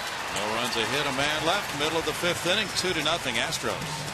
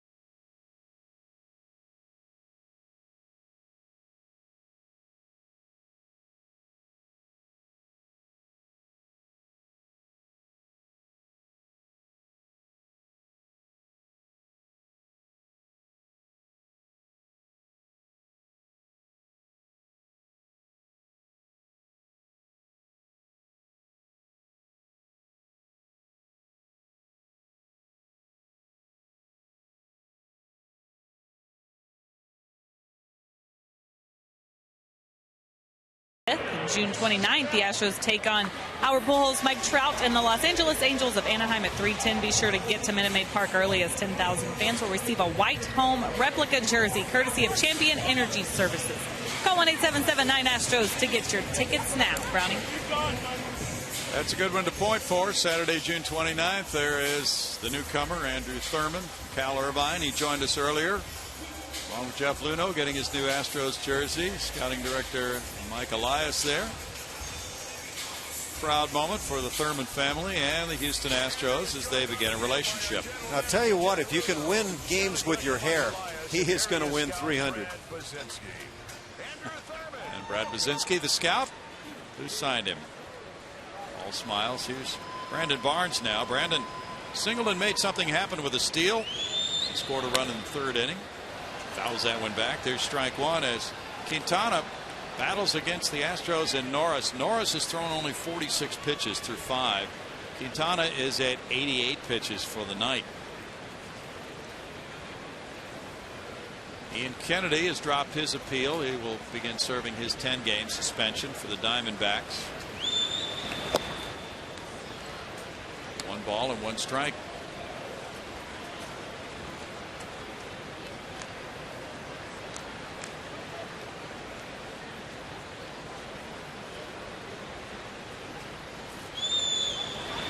That's a shot off the glove of Quintana and on through it to center field. A rocket off the bat of Brandon Barnes. He has scalded a couple of balls through the middle tonight. Yeah, he's left Quintana dancing and then just trying to lay some leather on it. Well done by Brandon. Barnes is aboard for Jose Altuve. That was the case in the 3rd. Altuve struck out, but then Barnes stole second and continued to 3rd on a throwing error by Jimenez. Speaking of Jimenez, he popped up for the final out in the top of the 5th inning on a 3-0 pitch. The number 9 hitter given a green light, if in fact he was, by Robin Ventura. That's somewhat surprising. I'd say somewhat is an understatement. Man, unless Robin Ventura is thinking, look, we need to give somebody a chance to get a big swing for this club. No, I'm not even buying that.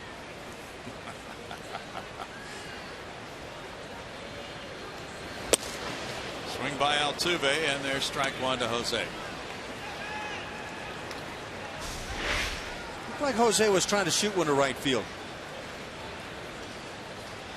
And I don't know what your feeling is on that, but that is the way it appeared. So you can go ahead and tell us what your feeling is on that now. Do you try to hit the ball to right field? Well, he's got a big hole on that side, and he's gifted enough that he seems to be at times able to put it where he wants. So I don't see anything wrong there. The other thing about a base hit to right field is it's the most likely scenario in which the runner from first is able to take 3rd.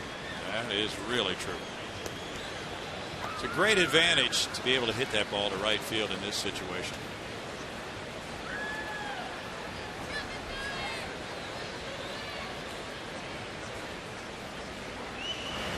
Well, that looked like a balk move. He stepped perilously close to the plate and through to first base. Well, we have seen a number of left-handers cheating it to death. Yeah. That's not making a committed step toward first base. If Bob Davidson were here tonight, we would have a different outcome on that one. Barnes would be at second base right now. 1-2. There again is Altuve trying to shoot one to right.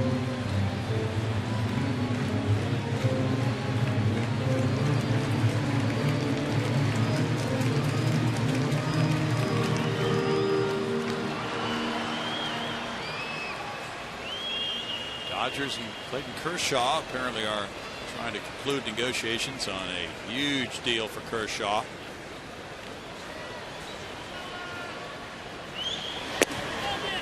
Altuve looks at ball 2, and it's 2-2 to Jose. Well, now, since he was an all-star last year, could be one again this year, the media is starting to ask Jose, well, what about Jason Castro? He said, well, sure, he's having an all-star type season. Bet he is. And again, we went through some of those numbers, the WAR numbers, earlier on in the day, and Jason Castro stacks up very well in the American League. Well, only Joe Mauer among catchers better in that category. That's is that a step toward first? No, but it's not the worst move I've seen either. Okay. But yeah, more and more left-handers getting away with pretty sloppy moves. Runner going, and the throw from Jimenez is high, and a steal for Barnes. And it was ball 3 to Altuve. Barnes now with 2 in this game, 6 for the year. In each case, Brandon Barnes has drawn a throw from the catcher that wasn't a real good one. This one on line but high. The other one just simply a poor throw into center field. Brandon Barnes doing what leadoff men would like to do. And he is not being deterred by Quintana with 3 pickoffs, having a really troublesome move for a base stealer. Aggressive on the bases tonight. 2 steals, and the count is now full on Altuve.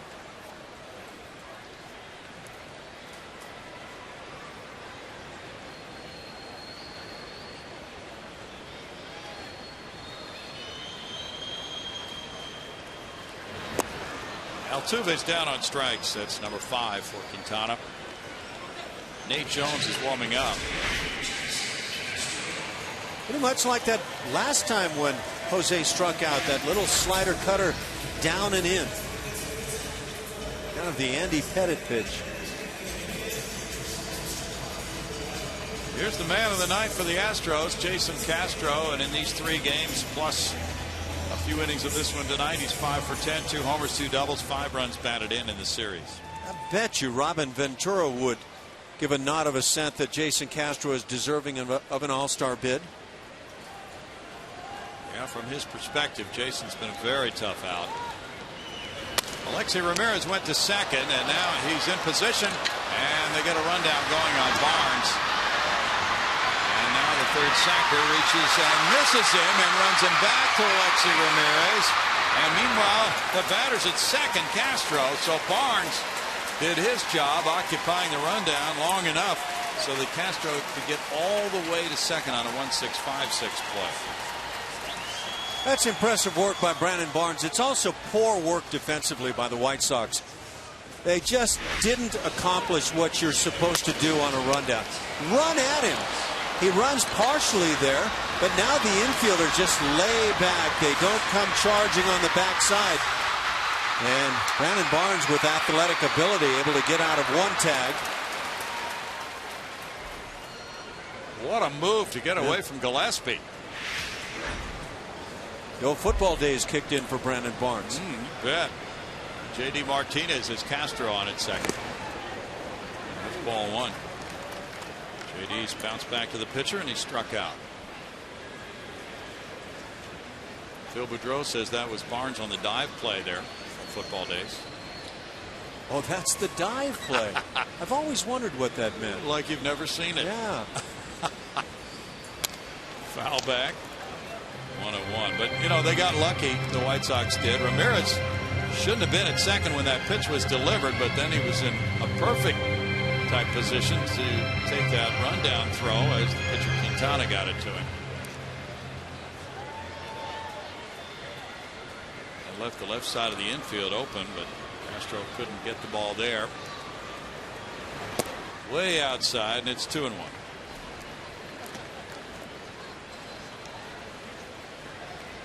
Castro again winds up at second base. This time it's an 0 for 1, but he's wound up at second on all 3 of his at-bats tonight.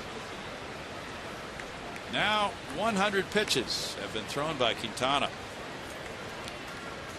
At a 1-2-3 second and 1-2-3 fourth. He's labored in the other innings. 2 balls, 2 strikes, and yet it's only a 2-0 ball game, so he is keeping his club in it, although he may not be in it much longer. Pitch count at 1-0-1 for Quintana.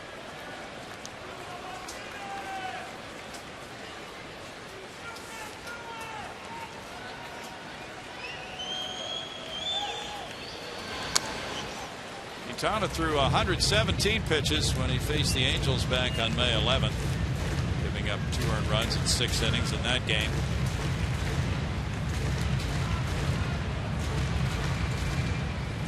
White Sox will break the trend and throw a right-hander in their next game. Dylan Axelrod will pitch at Minnesota tomorrow night after 4 straight lefties. It's 3-2. Kind of a crazy one at Arlington, Texas, with Nate Jones warming up here. Rangers 7, Athletics 6 at the end of 5. A.J. Pierzynski has hit number 6 for Texas. Nelson Cruz has hit a pair to give him 18. And that's a walk to J.D. Martinez. That's number 3.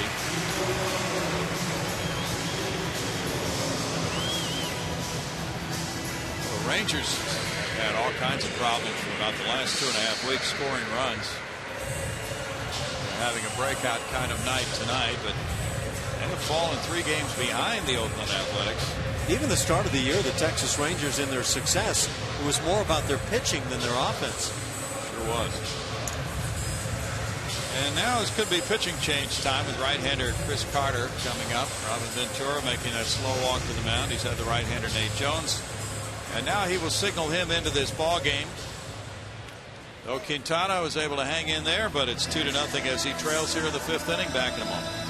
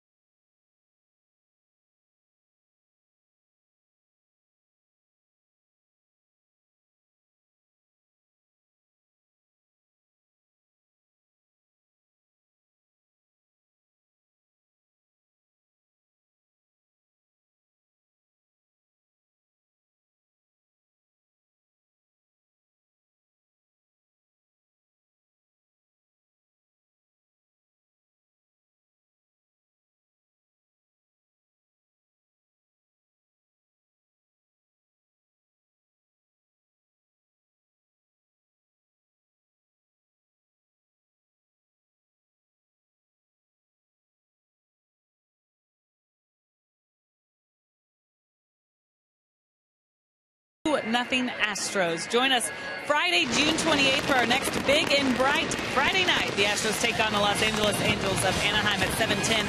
Stay after the game for a spectacular fireworks show featuring music hits from Michael Jackson, presented by Marathon Oil. Call 1-877-9-ASTROS or visit astros.com to get your tickets today, guys. Thank you, Julia. Nate Jones is warming up. Quintana out of the game here in the 5th inning. The Astros leading it 2-0. They would love to put a big blow here on Nate Jones with a couple of men on base. As the right-hander warms up, it'll be Chris Carter to face him. It'll be a righty-on-righty confrontation. Jones with a whip of 1.27 has 2 wins, 4 losses, and an ERA of 5.19. Really no difference with righties or lefties at the plate for Jones. Got a good arm, unusual delivery.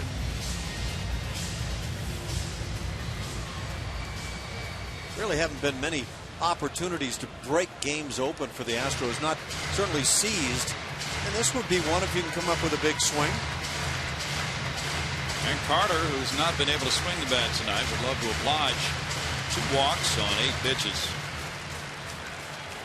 Runners at first and second, 2 outs for Chris. The Astros have 5 hits to the White Sox 3. Does have an unusual delivery. He's kind of takes that ball up above the shoulder, reaches back. Kind of a Statue of Liberty type play. 1 ball, 1 strike. Suggesting maybe the running back comes behind. Yes, I takes the ball out of the hand. I really think if they put Adam Dunn in motion, he could come right behind Nate Jones. Adam Dunn says, I'm a quarterback. If I'm not the quarterback, I'm not playing. And then Dunn could throw to Hector Jimenez in the end zone. Foul back. 1-2. Nate Jones pitching for the 3rd straight game. He worked a hitless inning on Saturday and then gave up a run yesterday. It's a bit of a hanging slider right down the heart of the plate. Yes, it is.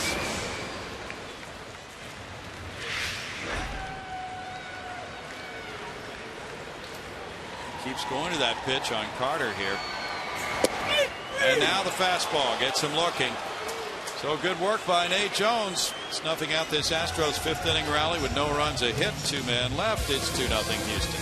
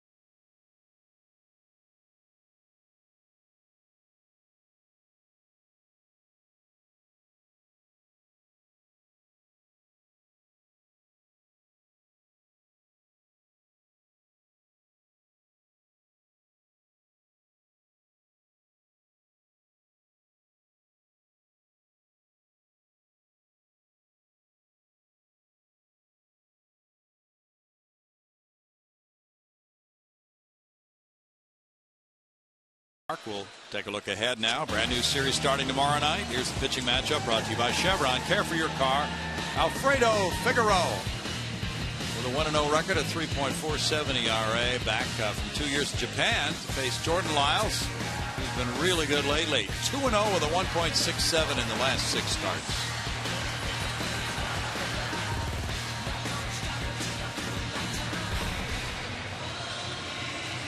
Norris moves to inning number 6. It'll be the top of the order against him. De Aza, Ramirez, and Rios.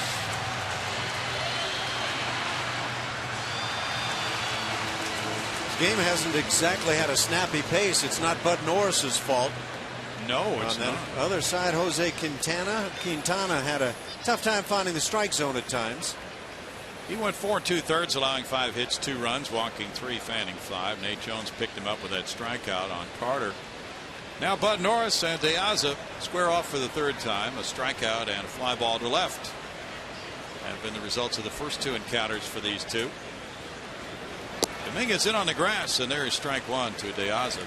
And there would be a thought of a bunt, perhaps, the way things have been going for the White Sox. Not scoring. They're dead last in the American League, 237 runs scored. They've lost 14 of 18.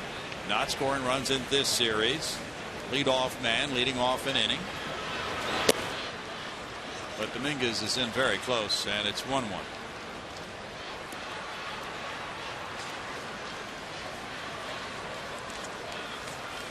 Before the first pitch of the inning, you could see Bud Norris actually chatting with Matt Dominguez, talking about the bunt possibility. 2 balls and a strike.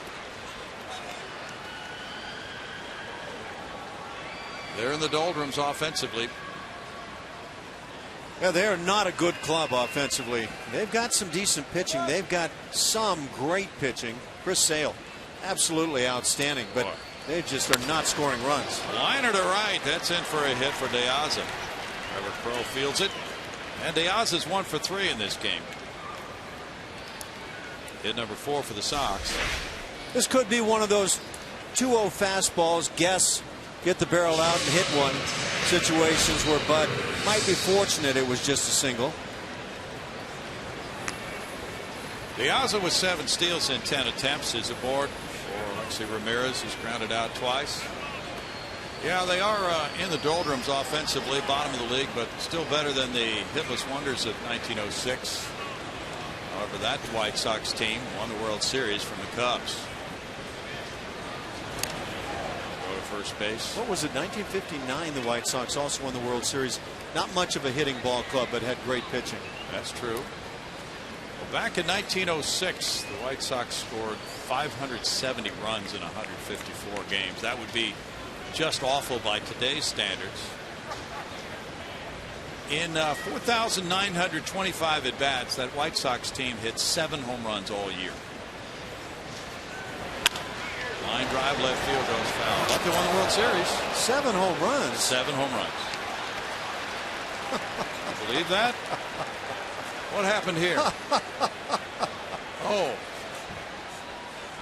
Come back. Didn't even have a drink in the other hand either. Wow. He's out of here. He threw himself out of the game after that. I think he was playing lead blocker for somebody else. Oh, down he goes. Man. I hope his last name is not Frazier. That's a tough night. Howard Cosell stepping in.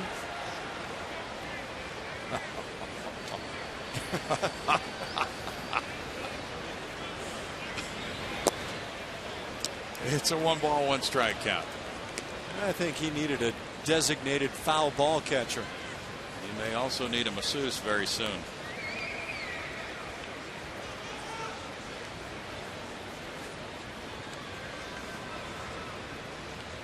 You would not want to be sitting in the same row with that man, would you? It's big enough. I hope he doesn't hear about any cruel comments by broadcasters tonight. Foul back, and it's 1-2. Hopefully he doesn't know where the garage is. You're heading straight there after the game. Yeah. Right? He's a pretty big fella. There was a guy in Cincinnati many years ago, Ash. Foul ball hit up in the stands. He was in the second deck. He reached out. He was in the first row. They reached out, dropped the ball, and lost his balance.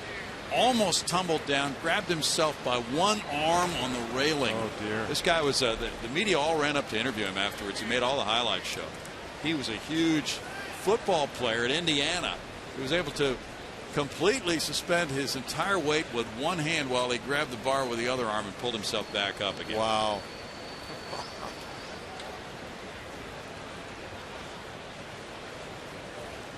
The man's got to know his own limitations. If you don't have any, just go for it. That's rocked to right field, but Crow's right in position for that out. And it's out number 1 for Norris. Ramirez hit the ball pretty well. Now Rios is coming up, and he's 2 for 2. Bud with 50 strikes out of 76 pitches so far. Rios both times has worked the count to 2-2. He doubled to left in the first. He singled to right in the fourth and then stole a base.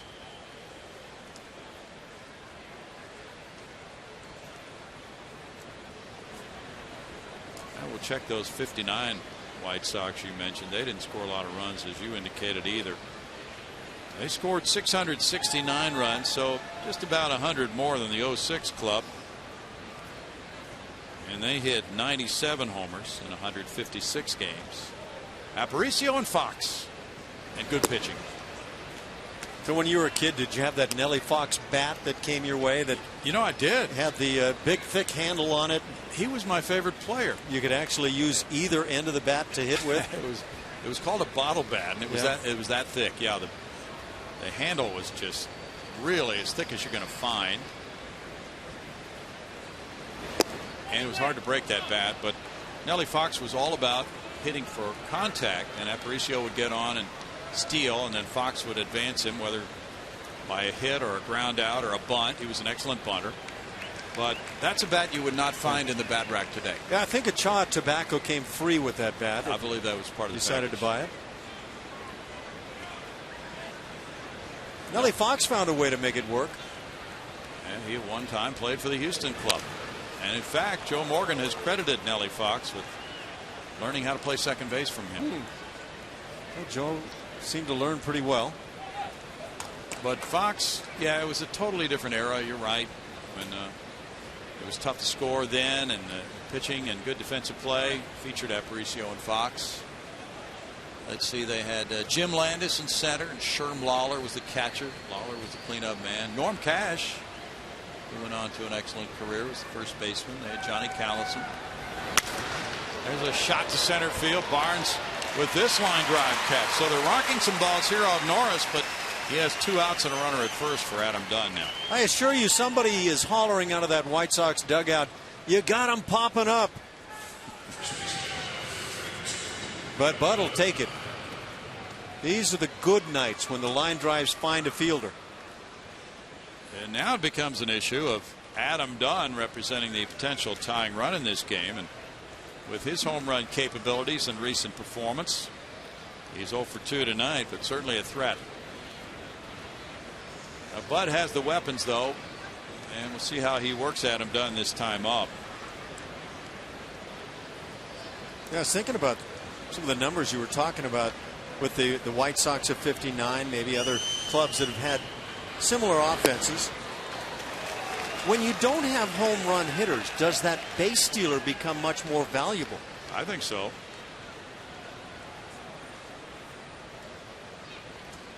And I think it's starting to swing that way again in the major leagues now. Yeah, if the home runs are down and you have to find another way to score, you would think the stolen base would be a huge part of that. As it was with Maury Wills and the Dodgers. 1-1 to Dunn. MVP 1962, I believe. Sounds right. 104 stolen bases. You know, the way things have gone now in Major League Baseball, sure, there are a lot of home runs, but a lot of solo homers and many more strikeouts. So it would seem that the trend might be in the next few years more toward contact would be a possibility. Rolled up the middle and backhand. No, it's on through into center field. So Dunn gets a single. De Aza takes third. And now the White Sox have Paul Konerko coming up. Oh, the nature of this game. 2 line shots at outfielders for outs, and then this little roller finds center field. It's really why you have to play 162 to figure out maybe who was the best team, who's the batting champ. Dunn with more than half of his career hits for extra bases. Rolls a single past the diving Altuve here. And the White Sox have equaled the Astros hit total of 5, with Konerko having hit the looping liner to short and a fly ball to right.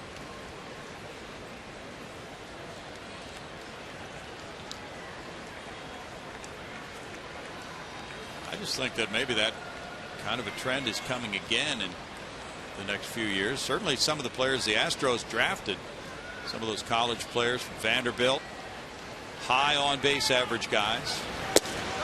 That's strike 1. Well, a little second baseman looks like he can really scoop. Yeah, and it would make sense to have some contact hitting players and still have some of the mashers in the middle, so those homers would be 3-run homers instead of solo shots. Well, if you can get the mashers, you need those bats as well. But I think you're right. If this game is changing back a bit, you got to find those guys that can really run.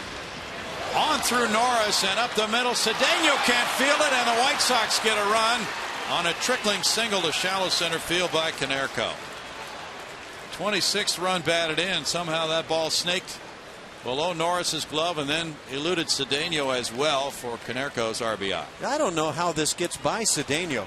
Bud Norris has to be furious at himself, because this was definitely a catchable ball back at the mound.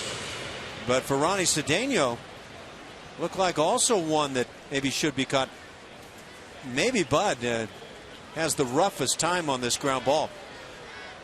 Got to make that play.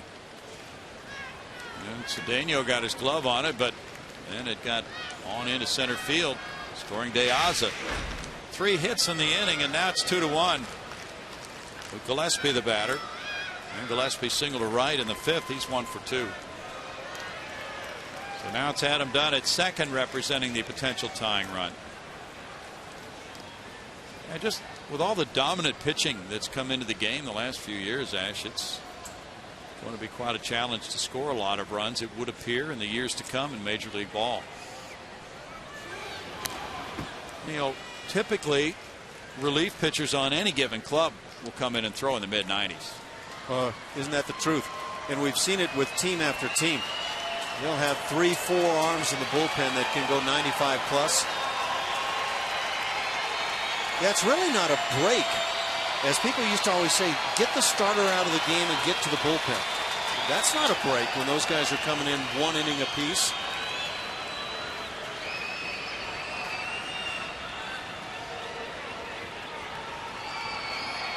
'87 pitches now for Bud Norris, as you can see there on the screen. Yeah, I think it's fair to say we're all hoping that we have gotten to the, or are getting soon to the post-pharmaceutical era in this game.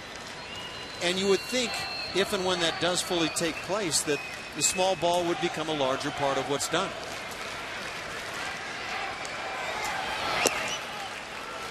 One and one.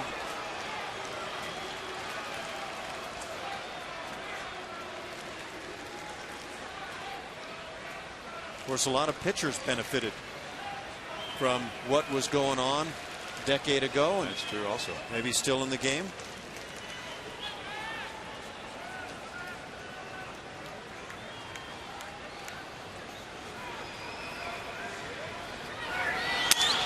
Ground ball sharply hit, and Altuve throws to Norris. He can't hold on.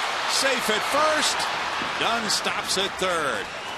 Well, if Norris had been able to catch the throw from Altuve, it's out number 3. And Altuve ranged far to his left. Pena went for the ball, so it had to be the pitcher covering who made the out, but Altuve's throw could not be caught by Norris for some reason. At first glance, I can't imagine a better throw than what Altuve provided. Now, it's not an easy play for the pitcher dashing at the bag, but look at this throw. From that position, that was awfully tough. Yeah, can you put it up on the chest? Maybe so, but very catchable. And on the glove side for Bud. Yeah, that's a tough play for Jose. Ruled a hit. Gillespie 2 for 3 now. And the bases are loaded with Doug Brocail at the mound. That's 7 hits now for the Sox. Viciedo is the batter. Nobody warming up in the Houston bullpen. Carlos Pena might have made the mistake on that play, roving as far to his right as he did. It's always easier to say after the fact than what a first baseman deals with when he initially sees the ground ball. Now bases loaded, and Viciedo is lined to right and struck out. For me, that play was an E1. Throw was to the bag in plenty of time in a good spot. Looked like it.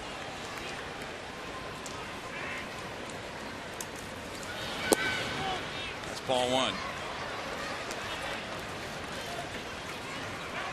White Sox are hitting .231 as a team with the bases loaded this year. Viciedo's 0 for 1. He has Dunn, he has Konerko, and he has Gillespie on base.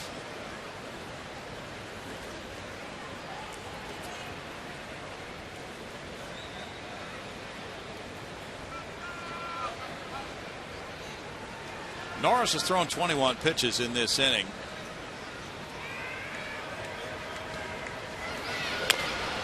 Bounce foul. 1 ball, 1 strike. Gordon Beckham on deck.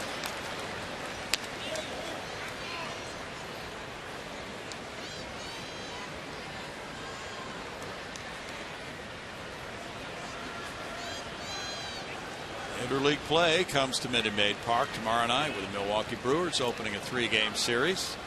And the Astros continue the interleague portion of their schedule at Wrigley Field over the weekend against the Cubs. And they'll play the St. Louis Cardinals here.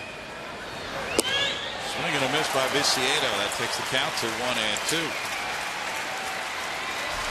Bud Norris had 90+ pitches and 94 miles an hour.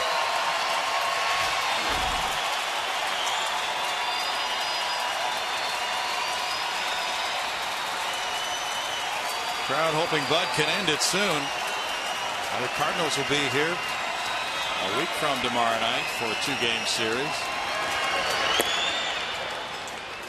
95, that's really trying to hump up. No reason to save anything. 2 balls, 2 strikes. I asked Jose Veras before the game if he would be available tonight. He has saved the last 3 ball games, and he said he was going to go out and play catch and determine that.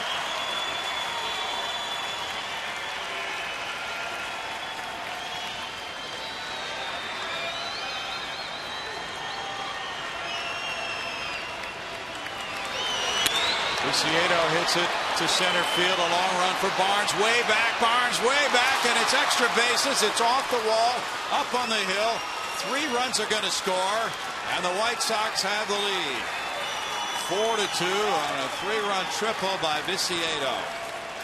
And Barnes tried to make another spectacular catch, as he did yesterday. But Viciedo was able to get that up on the hill for his 2nd triple of the year, giving him 18 runs batted in. Yeah, the White Sox, after a couple of line drive outs, kind of dinked it around for some hits.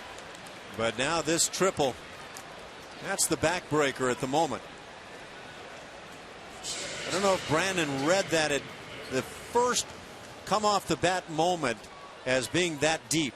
Great effort when it's all said and done.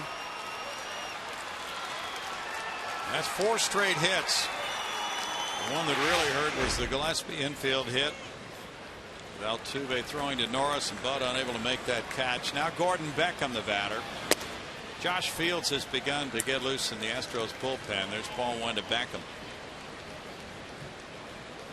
Yeah, I imagine Bud would and probably will argue that he absolutely should have made the catch on that play at the bag at first. Barnes had the long sprint for that triple. White Sox have been hitting a lot of triples. They hit 2 in 2 innings yesterday. So finally, a little bit of an explosion for Robin Ventura's White Sox, scoring 4 runs here in the 6th. They had a crazy game at Seattle about 10 days ago. They snapped an 8-game losing streak by winning the game in 16, 7-5. But that game was scoreless through 13. And then both teams exploded. Strike makes it 1-2 to Beckham. Beckham, the 8th White Sox player to bat here in the 6th inning.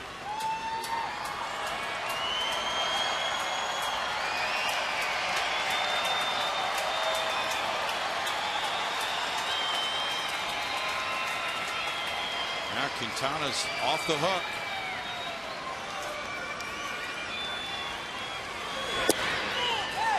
Ooh, Morris headed off the field. It's ball 2 and it's 2-2.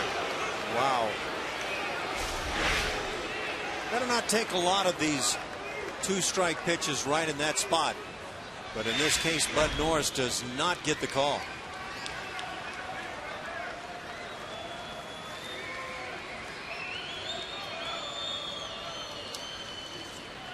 Well, if that play is changed on Gillespie to an error on Norris, then of course the runs would be unearned. But as it stands right now, all these runs are earned in the inning, and that would be the first time for Bud that has happened since he gave up 7 runs in 5 innings in a loss at Detroit on May 13th.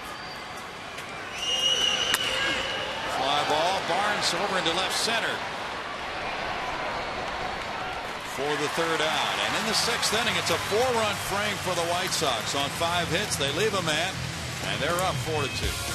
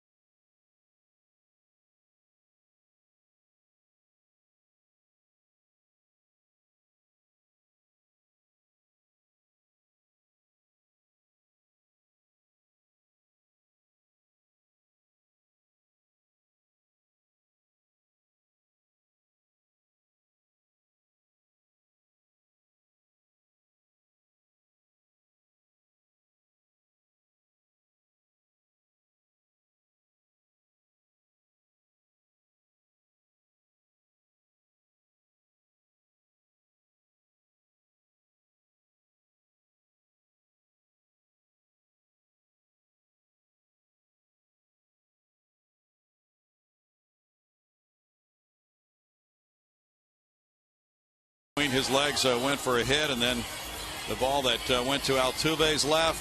Altuve throwing to Norris on the run at first base. That went for the infield hit on Gillespie. So a couple of times there, balls that were very elusive for Astros plays on the infield really mushroomed and turned into the 4-run frame.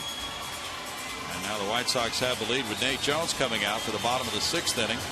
Jones took over and got Chris Carter looking with 2 men on to end the 5th. Now he could be the winning pitcher in this game. With Pena, Cedeno, and Dominguez due up in the Astros 6th inning. Now the Astros looking for a come from behind type win. Pena has grounded out and hit a fly ball to left. White Sox bullpen in the middle of the pack in ERA in the American League at 3.84. Jesse Crain has been the hot hand in their bullpen with 25 1/3 scoreless innings in a row coming into this one. That's a slider for strike 1. We've seen a high proportion of sliders from Jones so far in this game. Norris has allowed 8 hits and 4 runs so far through 6.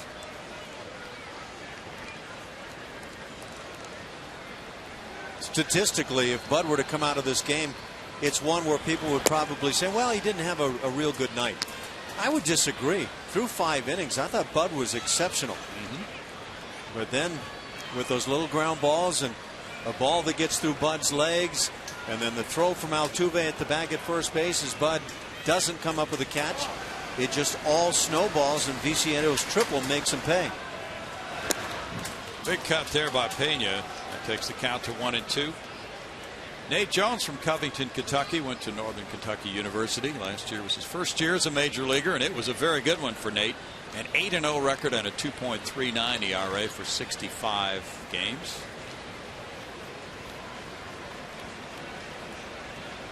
Yesterday, the Astros snapped his 6-game scoreless streak, covering 7 2/3. Little chopper goes over toward the line, and Jones will toss to Adam Dunn, 1 out. Ronnie Cedeno's the batter. Cedeno starting against the lefty Quintana. Has excellent numbers against left-handed pitching. And he stays in for this third at bat of the night against the right-hander, 0 for 2. Matt Dominguez is on deck.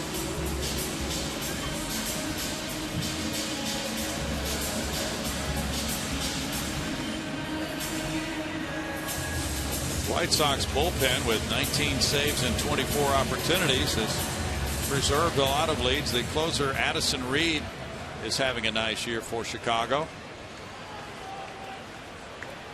Up and in for ball 1.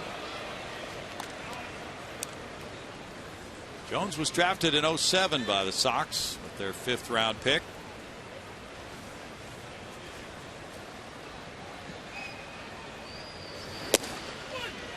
That's in for a strike to even the count at 1-1.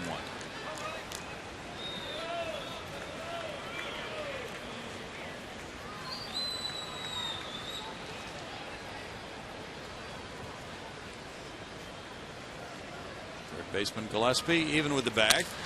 That one goes into center field, and Ronnie Cedeno's aboard. Hit number 5 for the Astros.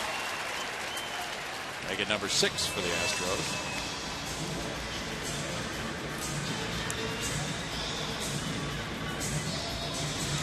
Dave Clark letting Ronnie Cedeno know, pick up the signs right now. Just never know when you might have something on, and that hit and run could factor in. Cedeno is aboard for Matt Dominguez. Dominguez has grounded out twice.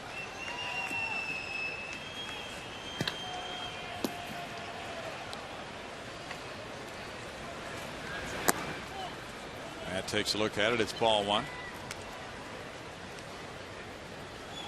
Dominguez has bounced into 9 double plays.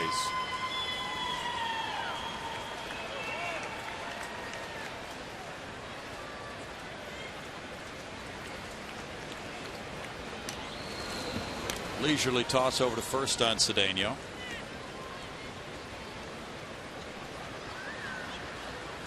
Cubs and Cardinals after a rain delay resuming play, and in the bottom of the 5th inning it's 2-0 Redbirds. They're up against Travis Wood. Shelby Miller started for the Cardinals tonight.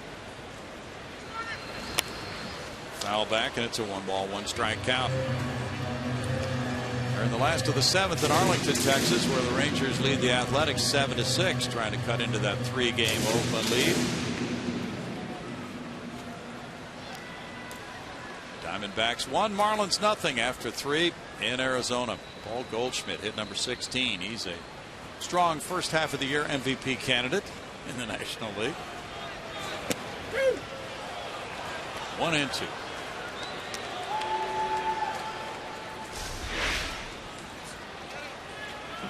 Hanger, jump on that thing when you get a chance.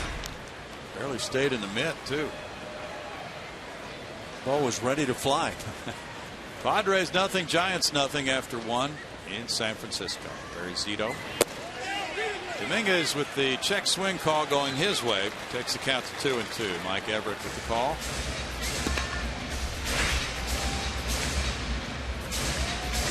Yeah, it looked like Matt was able to hold it back, but from the side, that was much closer than I might have thought initially. Yes. Final score, the Phillies beat the Nationals 5-4. Papelbon got the win, beating Abad. Some think Papelbon might be shopped by the Phillies if they don't turn things around quickly.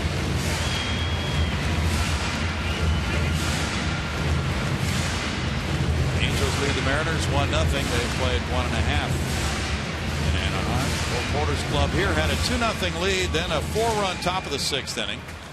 Has put the Sox in the lead. Trevor Crow's on deck.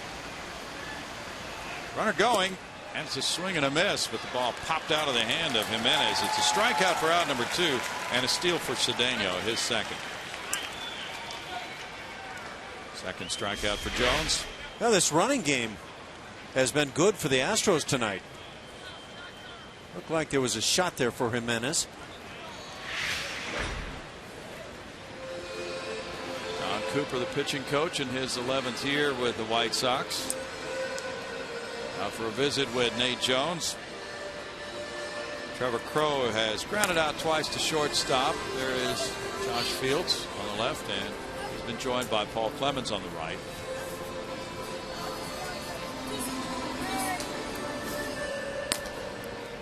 Mets and Braves are in a rain delay in Atlanta. They still have not started that game. Kansas City beat Cleveland 2-1. A win for Aaron Crow.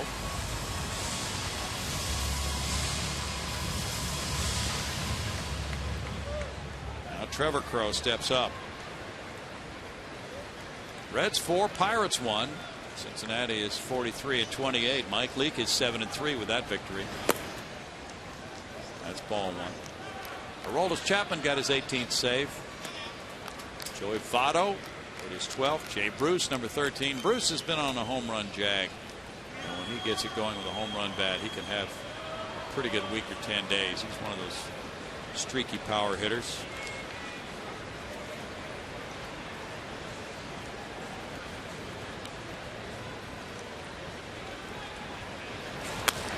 Fouled away. The Blue Jays were in flight tonight. Ash, they won 2-0 over the Rockies. They were in flight, huh? Yeah. Brett Cecil got the win.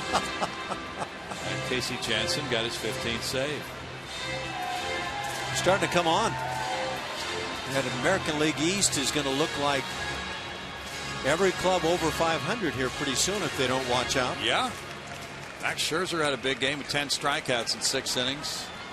And Detroit beat Baltimore 5-1.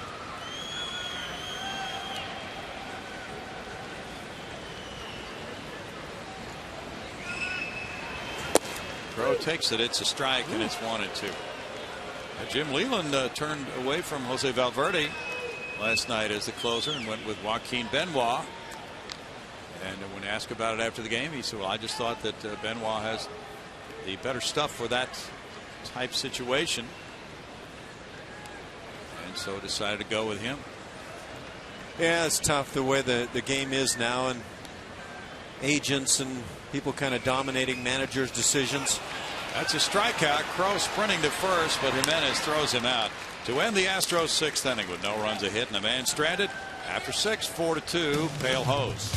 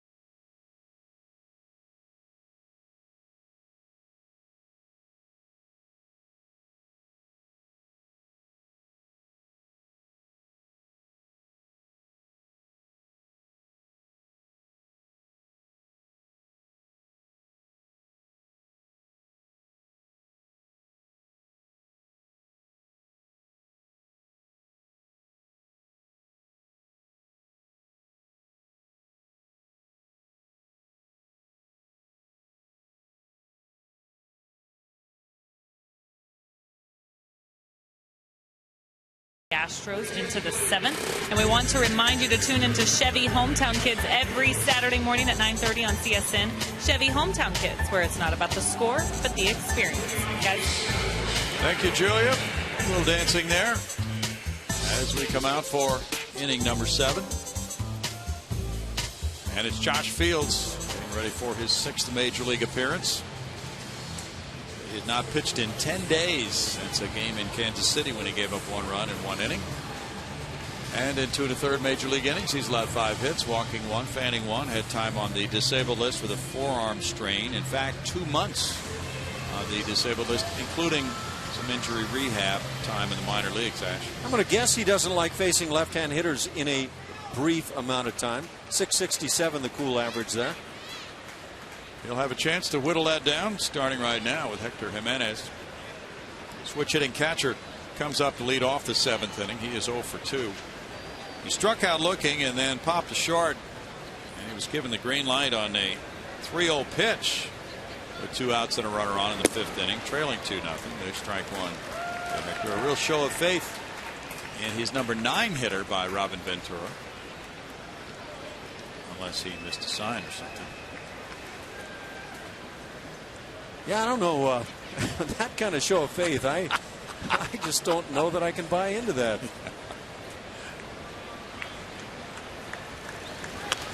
Fields gets a foul ball back and it snowballs 2 strikes. Fields a Rule 5 pick from the Boston Red Sox by the Astros last December, and he showed well in spring training. Was put on the big league club for his first Major League opening day assignment. Josh is 27 years old. He's from Hull, Georgia, and the University of Georgia, where he set an SEC record for saves. Last year pitched most of the season at AA Portland, some at AAA Pawtucket. And he drops a curve on him, and it's caught looking, 1 out. Over the top curveball, leaves it up. A lot of umpires might call it high, but nice to see the strike called. Watch from the side where this ball actually is, just above the belt buckle. So that legitimately is a strike. And from that side, I think you get a look a lot of times at pitches that you might want to reconsider if you quit on them early. True. Jimenez is out number 1. Now De Aza. De Aza started the go-ahead 4-run rally with a single to right field in the 6th inning. He's 1 for 3.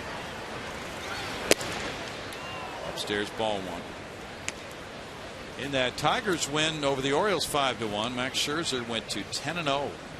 10 strikeout game. And the save tonight went to Smiley, his 2nd of the year. Cabrera hit his 19th. And for Baltimore, Chris Davis belted number 24, the American League leader. Popped up, and this brings Matt Dominguez over. Also Jason Castro, and Dominguez has it. 2 outs. That is confidence in the glove. Dominguez overruns this ball and then, just as cool as could be, reaches out to his side and makes the play. Jason Castro was giving chase as well, but once that third baseman comes on, get out if you're the catcher. Look at the feet slide out, but tell you what, he is really comfy with that piece of leather. He's as cool as a cucumber, Ash. The other side of the pillow, huh? He's as cool as the bottom of the river. Ooh, nice. Alexei Ramirez hits a foul fly ball right field side. A long run for Carlos Pena, but he won't get to it. In most cases, I guess only your feet would know that, huh? You ever do any scuba diving at all? I never have. You? Nope. Thought maybe from that kayak you had taken that chance. I've taken a few dives from the kayak, but they were not planned. Sort of kind of like one of the fans here this evening, souvenir hunting. Kind of like emergency procedures. You know, expert kayakers can actually roll those things and roll them all the way. Off the foot of Fields, it goes over to Dominguez, who will not have a throw on an infield hit by Ramirez. How about the less than expert? They stay down, stay in the inverted position until help arrives, hopefully within at least a couple of minutes. A little kick save. It's not going to help out in this case.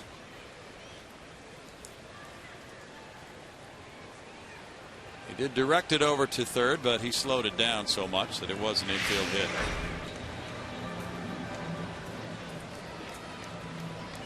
And now it'll be Rios. Rios has had 3 good at-bats tonight. A double, a single, and a line out to center field for Alex Rios.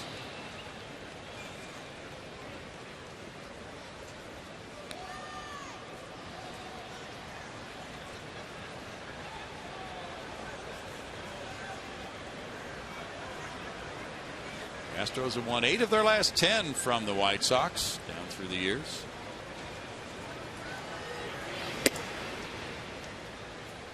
Ramirez has 14 steals. He goes back as ball 1 is delivered. Castro came up out of that crouch.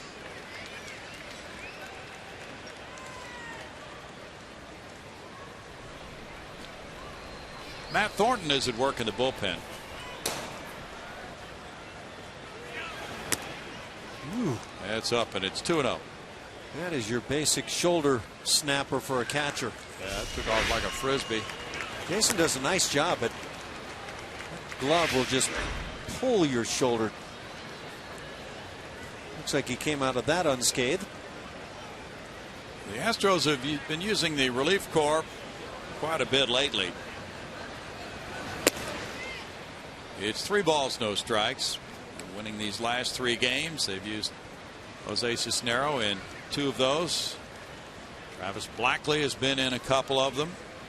Hector Ambriz has appeared twice in the last 3. Jose Veras has appeared in all 3. So Josh Fields, who hasn't seen much action at all lately, is in. 3-1 to Rios. Yeah, I think one big question about Josh Fields in the minor leagues over 5 seasons, 186 plus innings, 100 walks. So he's just had a tough time becoming friendly with that strike zone. 3-2. No runs in the first 4, and they had the explosive 4-run 6th inning. They got 5 of those 7 hits in that 1 inning. Now 3-2, 2 outs. Ramirez will take off from first. And he goes as it's fouled away. Well, the Tampa Bay Rays have called up the top prospect in baseball. Mr. Will Myers, right, the outfielder. They obtained the deal from Kansas City. A lot of excitement in Tampa Bay. Don't know if it'll show at the turnstiles, but a lot of talk about Myers coming up.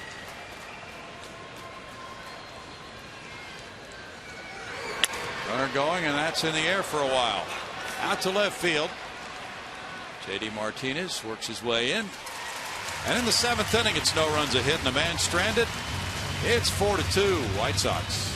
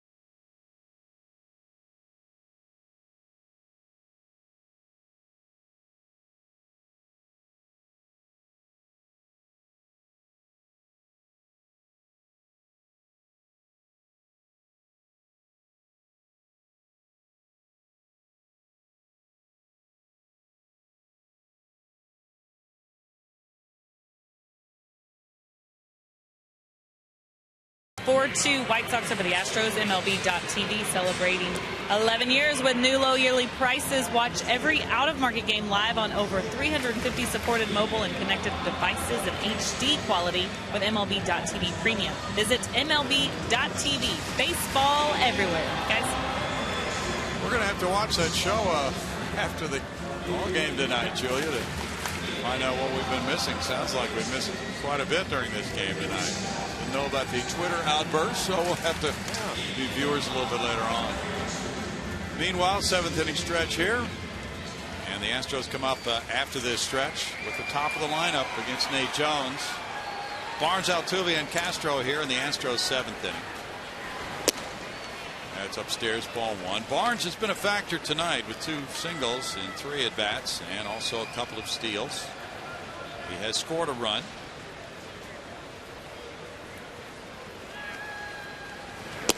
Jones has worked an inning in the 3rd. That fastball wide of the plate at 98 makes it 2-0.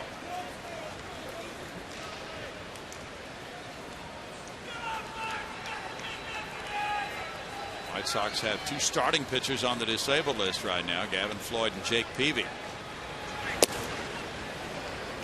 It's a 2-ball, 1-strike count. Their closer Addison Reed has 48 career saves. 19 of those this year. That's laced into right field. What a night for Barnes. A sharply hit single for Brandon. A night like tonight with the bat can go a long way for Brandon, but yeah, just maintaining what he's able to do. Of course, he's hitting over 280, and if he can do that through the course of a season, play the kind of defense he does in center field, steal some bags as he's done tonight, he's a very valuable player. Second 3-hit game of the year for Brandon Barnes. By the way, Johnny Manziel apparently said he can't wait to leave town, talking about College Station. Oh, that's what that Twitter. Yeah. Okay. Jesse Crane's warming up in the bullpen for the Pale Hose. Jose Altuve is 1 for 3. Singled and scored in the 1st inning. He's struck out twice since then. Jason Castro's on deck with Crane warming up. Earlier, Thornton was throwing. Paul Clemens working for Houston. Slider in the dirt, ball 1. And Hector Jimenez just picked that one out on the backhand side. Pretty nifty play, but maybe not textbook for Alan Ashby. Get a breaking ball, and I've talked with other catchers about this. In fact, I was talking with Alex Trevino about it today. You call breaking ball and you don't get to your knees when it's in the dirt. You've got a mental lapse going on. 1-1. When it's fastball, it's all reaction, and you're not going to get to your knees. But on breaking balls, it's part of what you're trained to do. Yeah, Alex, very free about making those same comments. Long-time Major League catcher. And a long-time Spanish language broadcaster.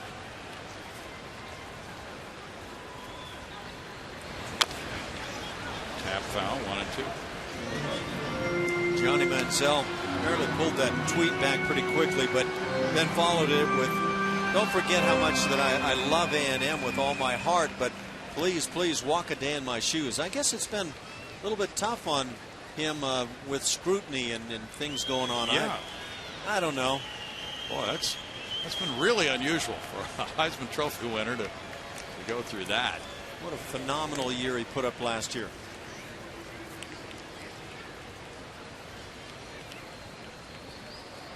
Jordan Schaefer, the last Astro to steal 3 in a game.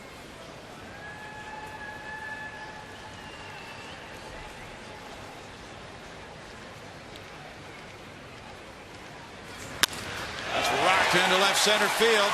Barnes heads for third base. De Aza throws it in towards second, and it's first and third for the Astros on Altuve's second hit of the night.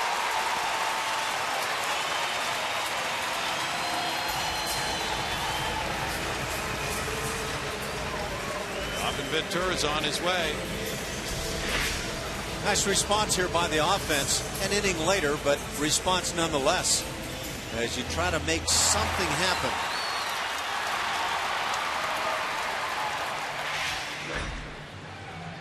That's it for Nate Jones. Lefty Matt Thornton has been warming up. The White Sox lead the Astros 4-2. Back in a moment.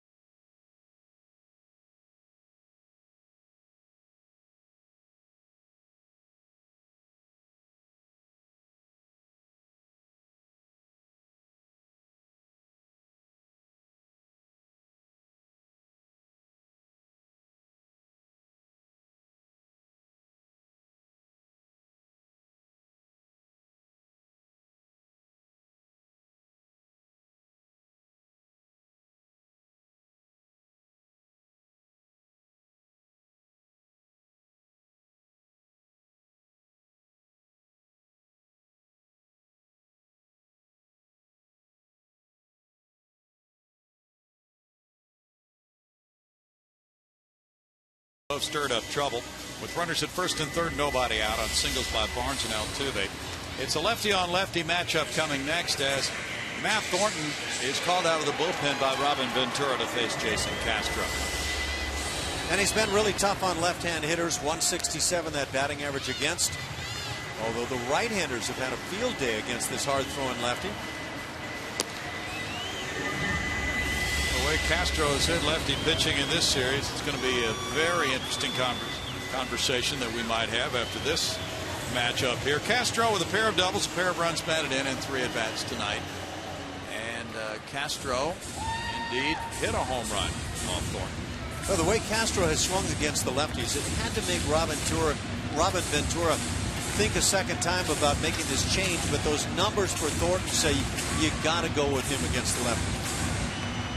Yesterday, Thornton facing Castro in the 7th inning with a man on base, gave up a 2-run homer off the base of the left field foul pole to Jason. Double play depth up the middle for Beckham and Ramirez. J.D. Martinez on deck. That's strike one, and with right-hander Jesse Crane warming up in the bullpen, this would appear to be a one-batter appearance by Thornton. Thornton is tied for third in holds in the American League with 14. 14.3% of the runners he has inherited have scored.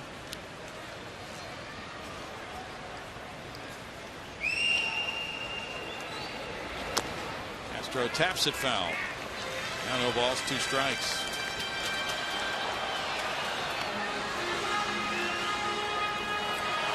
Thornton, a 36-year-old veteran, a first-round pick of Seattle in '98, was traded to the White Sox in '06. Last year he pitched 74 times.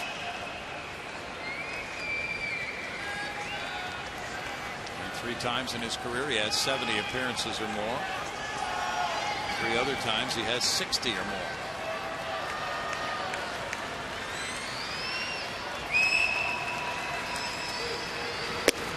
Castro looks at it. It's a ball for a 1-2 count.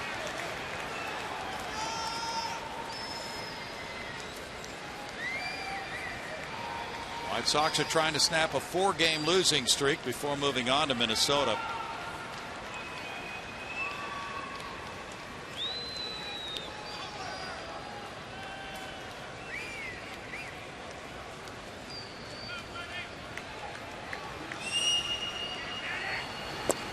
Castro strikes out. That's out number 1. Strikeout number 9 for the White Sox pitchers.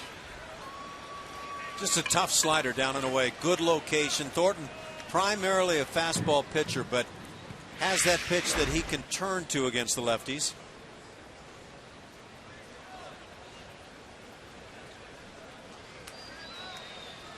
Now pitcher number 4 will be getting the baseball for Chicago. JD Martinez due up next. It is 4-2 White Sox. Back in a moment.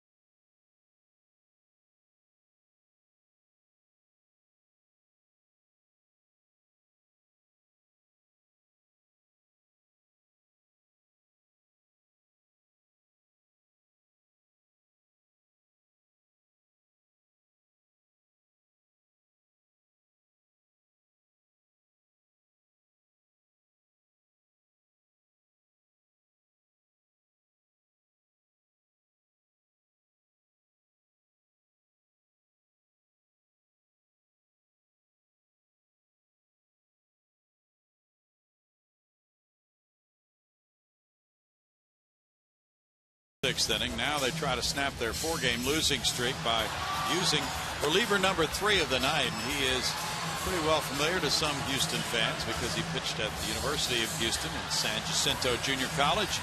Calls Houston his home. Jesse Crane with a 1-1 record, a microscopic ERA of 0.60. Ash, he has had things going his way this year. Look at that opponent's batting average against 198. The right-handers have hit all of 183s, tough on both righties and lefties, and really a resurgent part of his career because he had some struggling years with Minnesota earlier in the career. He was drafted by the Twins in the 2nd round in 2002. The White Sox picked him up as a free agent after the 2010 season.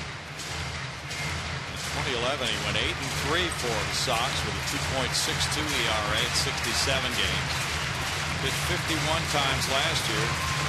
Now 26 straight scoreless appearances, 33 strikeouts in those 26 games, covering 25 1/3 innings. But the concern is more now on the part of the White Sox for those 2 runners he's inheriting as he faces JD Martinez, who's 0 for 2 with a walk. Crane with a 4.70 ERA in 56 games back in 2009, but since then has gotten better and better. Quick throw to first. Altuve diving back. That was headed to first base in a hurry from Jesse Crane.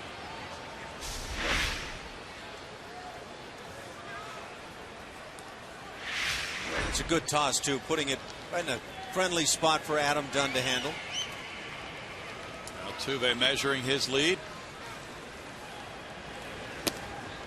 And that's strike 1 to JD Martinez. You know, we have seen some pitches not called strikes just off the outside corner. Bud Norris certainly had one that he no doubt wanted. This pitch doesn't appear to be anywhere close. It was a bit surprising, wasn't it? Chris Carter on deck. Another throw over to first.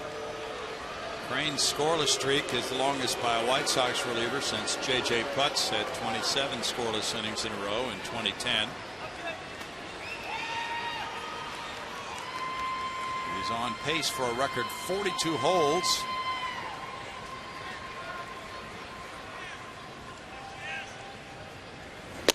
In tight. 1-1. 94 miles an hour is good, but that one sounded better than 94.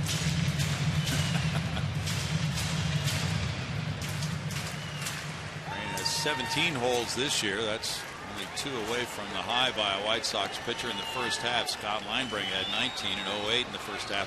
Altuve takes off and the pitch is fouled. Now it's 1-2. Altuve into second base. Jose got no help at all from the infielders right there. All-out dive into the bag. Yeah, that speaks to how much effort is going in right there. Jose Altuve full out as he dives into the bag. Well, he may have a chance to return the favor when one of those guys gets on base. Little infielders, I don't know, wouldn't call it a responsibility, but they generally like to help others. He's going again, and it's fouled again. After the diving play, getting the top of the uniform dirty, he decides, well, this time I'm going to slide. Got some white spots here I need to work on. Well, a couple more dashes, and he won't have any more to work on. Pretty well covered. Wesley Wright and Paul Clemens are at work in the Astros bullpen in this 4-2 game in the 7th inning.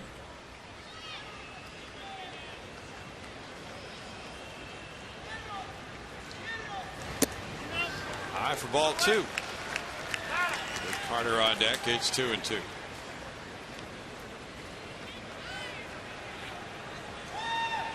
Nate Jones went an inning and a third.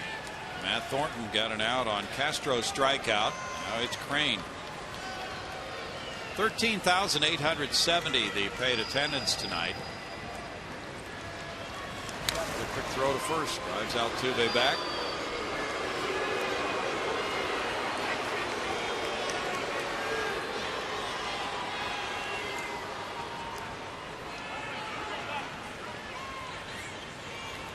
Carl Schneider and his clubhouse crew are going to be at work long into the night to get that dirt out of Altuve's uniform. Way upstairs. Ball 3.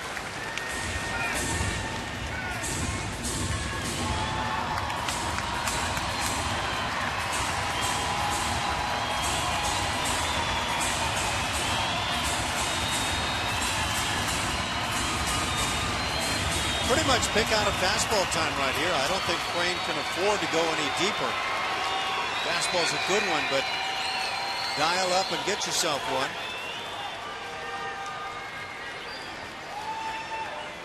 Barnes at third, Altuve at first with one out.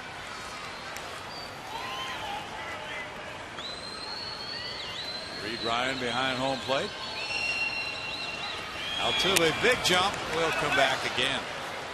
How about that? A little slider bent right through the heart of the plate, but a nice job by J.D. Martinez to get a piece. Good swing, by the way.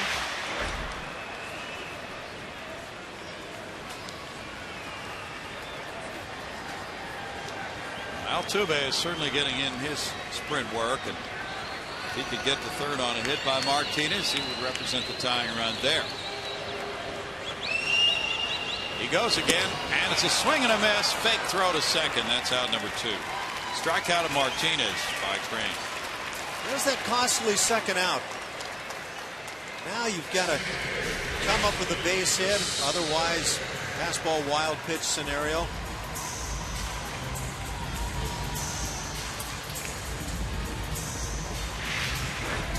The Astros are 4 for 25 with runners in scoring position in this 4-game series, but they've won the first 3.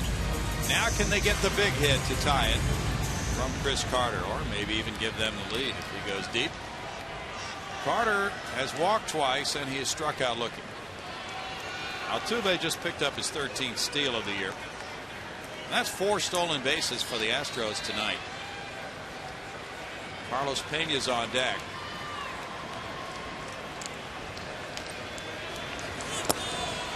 Strike 1 to Carter. Well, that was pretty foul. Great downward break to it.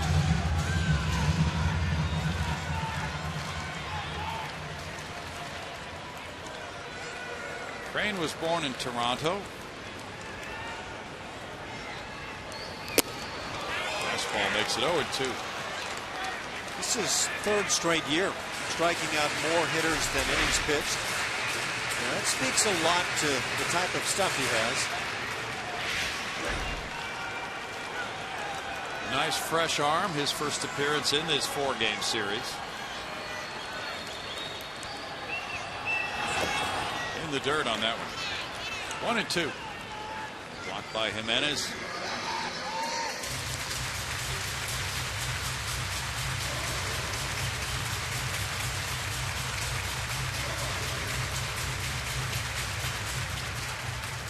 Cardinals 2, Cubs nothing. Bottom of the 7th in St. Louis.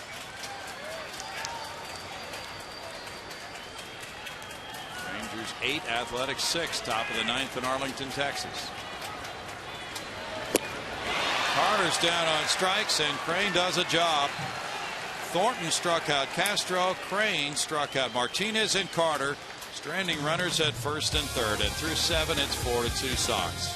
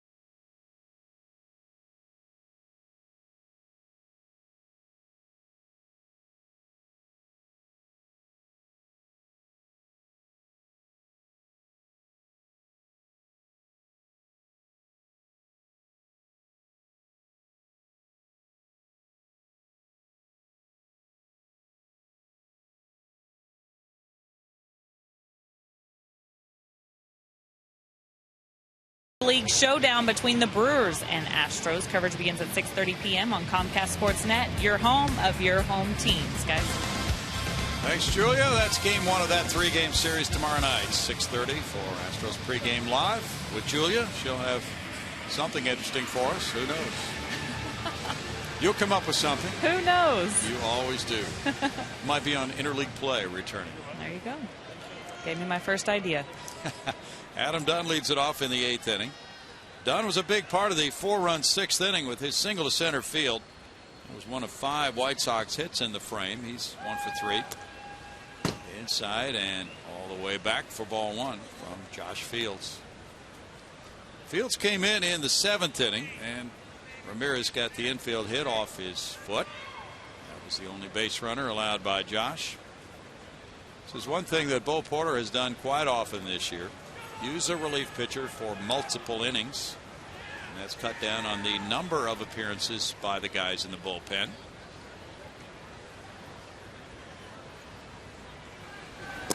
And of course, in order to be able to do that, the reliever usually has time off between appearances, so he can go back out there and give Bo maybe a second or even a third inning in that appearance. Count went to 2-0. Ronnie Cedeno has shifted around to the first base side of second. Now Matt Dominguez moves way over to his left. We've seen quite a bit of that from the Astros, moving the infielders during counts. As the hitter gets into a more favorable count, they play him more and more to pull the ball. And now it's 3-0 on Dunn.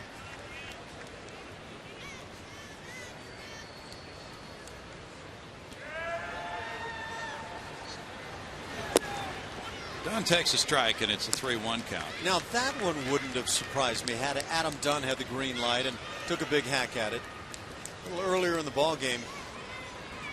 Quite surprising. When it happened with Hector Jimenez, the number 9 batter, swinging at a 3-0, down by 2. 3-2. At the time, Bud Norris was sailing. Boy, how things turned in that 6th inning. A couple of ground balls sneaking through for hits.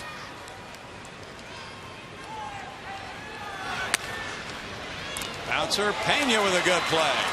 Underhanding to Fields. Altuve was behind him, but Carlos was able to get to that ball and turn it into out number 1. Altuve was way behind him in right field. Yeah, I think Jose had maybe an easier play than Carlos wound up with on this Ball hit sharply by Adam Dunn. That's a fine play at first.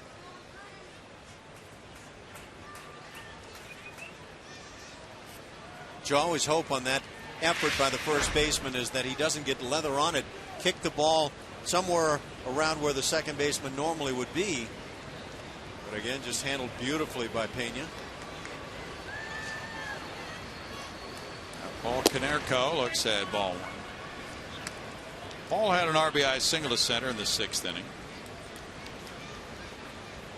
That was the seeing eye hit. It went between Bud Norris's legs and off Ronnie Cedeno's glove.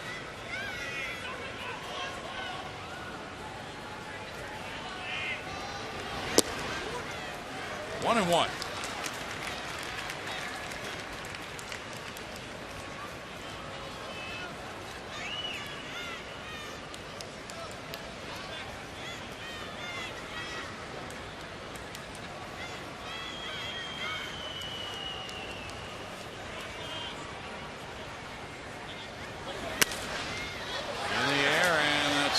Shoot. Jason Castro back, watching it drift out of play for him and in play for the fans. 1 and 2.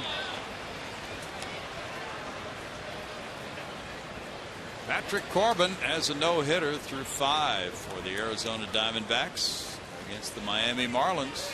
It's 2-0 Arizona after 5 in the desert.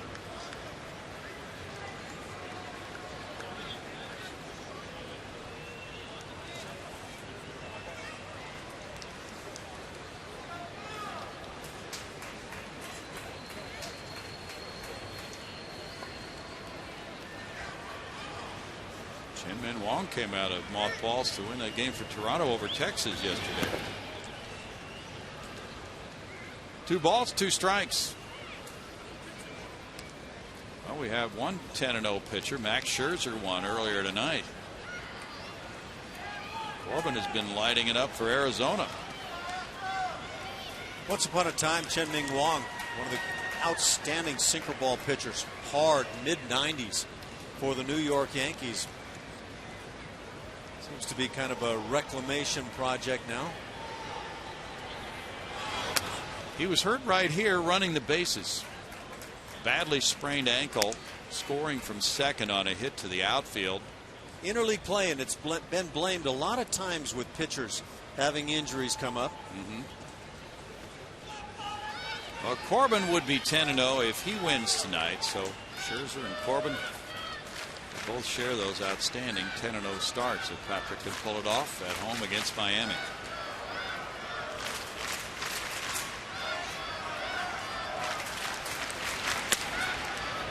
Altuve's positioned right there to field this grounder and throw out Konerko. 2 outs.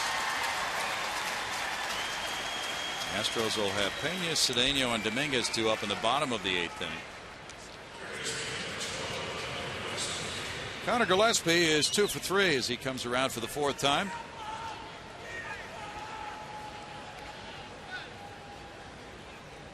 Brent Morel is in the minor leagues. He played a lot of third base for the White Sox last year. Gillespie taking his turn and came into the game with a .249 batting average. Up a few points tonight. His OPS is .697. That's not terrible. And from what we hear, is a pretty good glove man. That's ball 1. So what do you think of the NBA championship series? What's your pick? Boy, it's been back and forth. I don't know. With Miami needing to win 2 games, with those games being back in Miami, I don't know that I would feel comfy going against them. But I'd sure like to see San Antonio win it. That's true. The Miami Heat's had its best when behind, right? Must-win situation. Altuve over to Pena. 1-2-3 8th inning. We go to the bottom of the 8th with the score 4-2 Chicago.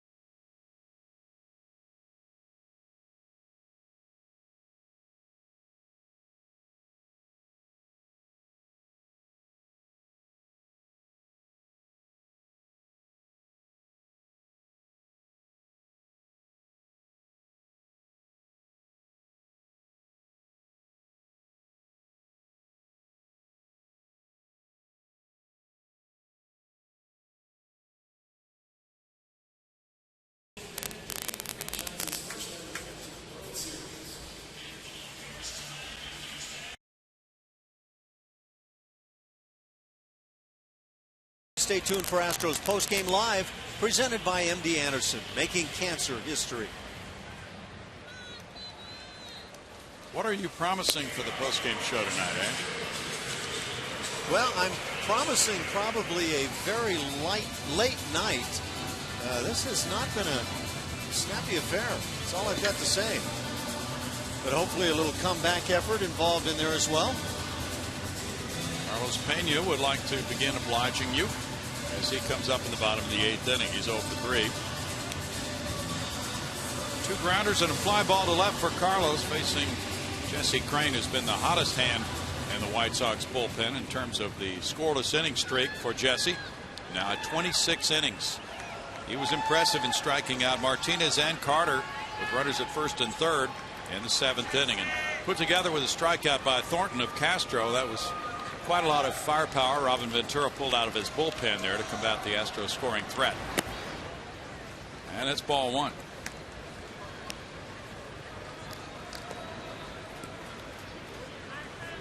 Major League bullpens these days, though, are doing that more often than not. But it's just difficult to put up crooked numbers in the late innings.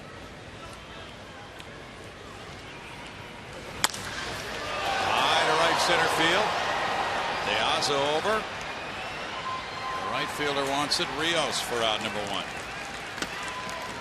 Everybody's heard of the just missed it, but that was underlined, bold, and in italics, just missed it. Carlos had the big swing and got just a fraction under. Look at this hack. He gets a fastball to handle with that uppercut just a hair under.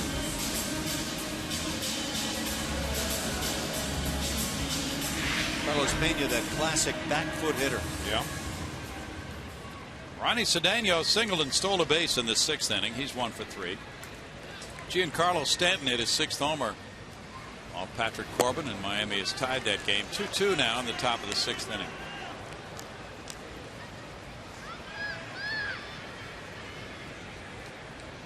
Ian Kennedy will be serving his 10-game suspension. He dropped his appeal. Zach Greinke was lit up in the game for the Dodgers last night. 1 ball, 1 strike.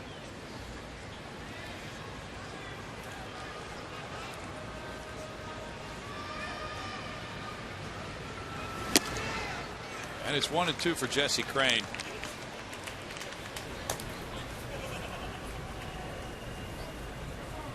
Wade LeBlanc is at work for the Astros.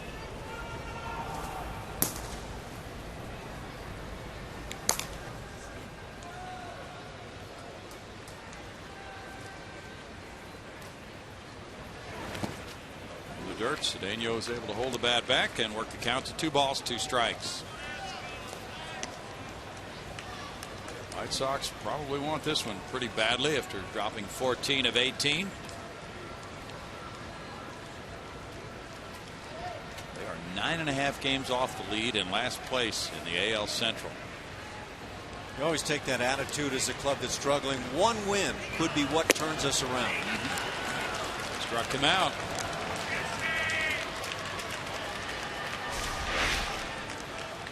Again, and we've seen it numerous times tonight, high fastballs for the strikeouts. And there have been a bunch of strikeouts for Houston hitters.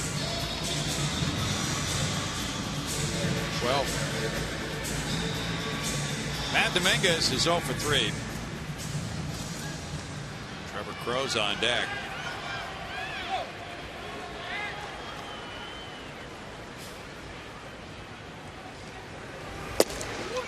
Strike 1 to Matt. 7 strikeouts of Astros hitters since the bullpen came on.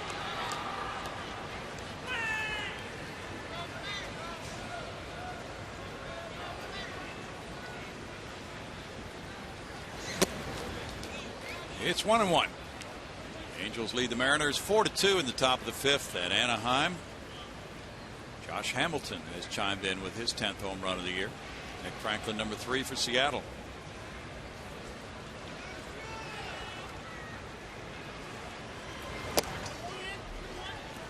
Two balls and a strike. How about the drama with Mariano Rivera striking out Albert Pujols to end the game with the bases loaded? A couple of future Hall of Famers. Yeah. It's always fun to see those matchups. Maybe not from Albert's point of view there. Oh, boy. 3 balls and a strike. What are the Angels going to do if Albert Pujols continues to have numbers slide? He's got, I believe, 8 more years after this one on his 10-year contract in Anaheim. And then there's Josh Hamilton. Well, they're going to change their name and move to Newport Beach. Newport, you know, that's about the only name they haven't used to this point. 3-2.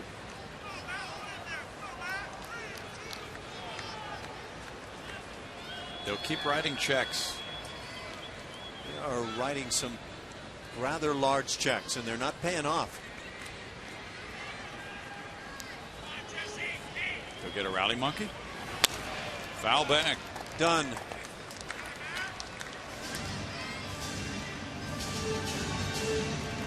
They'll trade away pitching to get more old veteran non-productive hitters. There you go.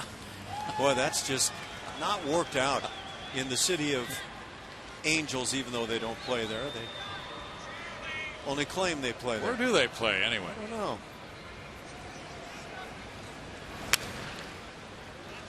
Still 3-2 as Matt Dominguez tries to crack Jesse Crane here. Get something going with 2 outs for the Astros in the 8th. They play in the OC.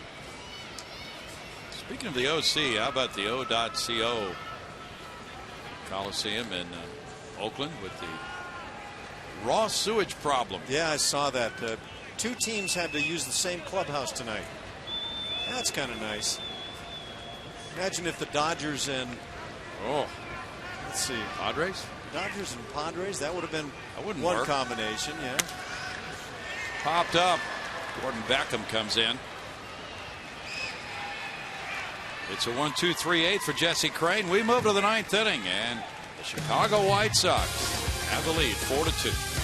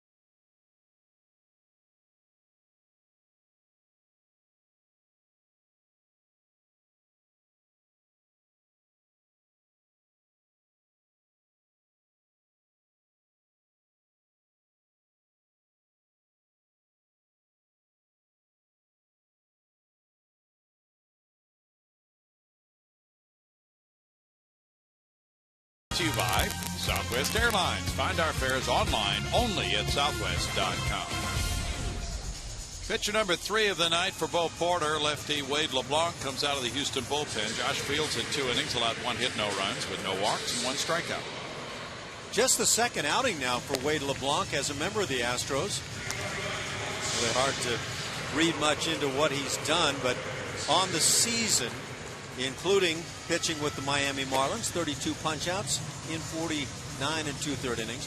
See the hits column, 64. That is rather problematic. Diane Viciedo is the leadoff man here in the 9th inning for the White Sox. Gordon Beckham, Hector Jimenez due to follow him. With the White Sox up 4-2, they've out-hit the Astros 9-8. Chicago's made the only error. The Astros have stranded 9. White Sox have left 5. Wade LeBlanc, 28 years old, from Lake Charles, Louisiana, is not too far from home. He went to the University of Alabama. Viciedo puts it in the air, and the left fielder, J.D. Martinez, comes over. One pitch, one out for LeBlanc. Good outing for Fields tonight to keep it close. The Astros in the bottom of the ninth have Crow, Barnes, and Altuve due to bat. LeBlanc was a second-round draft choice of the Padres in '06. They traded him to Florida after the 2011 season, and Florida became Miami. He was a waiver claim this June by the Astros. In fact, we're still in June, aren't we? And there's a strike. Mid-June. Already? Still waiting for that first day of summer, Brownie. When's that coming along? I don't know, 21st, 22nd, somewhere in there. Okay. Seems like that's already happened in this part of the world, but maybe not. 0-2. Well, the temperatures have been cranking up. It's nice to have some air in a ballpark, isn't it? Yes, I guess it is. Let's turn back the clock to the Colt 45's days. Ooh. Or shall we not? Boy, those had to be a little bit tough. Can you imagine playing in the wool uniforms back in those days when you were a kid? Did you guys play in wool uniforms in Little League? Oh, when I was a kid, I could have done it.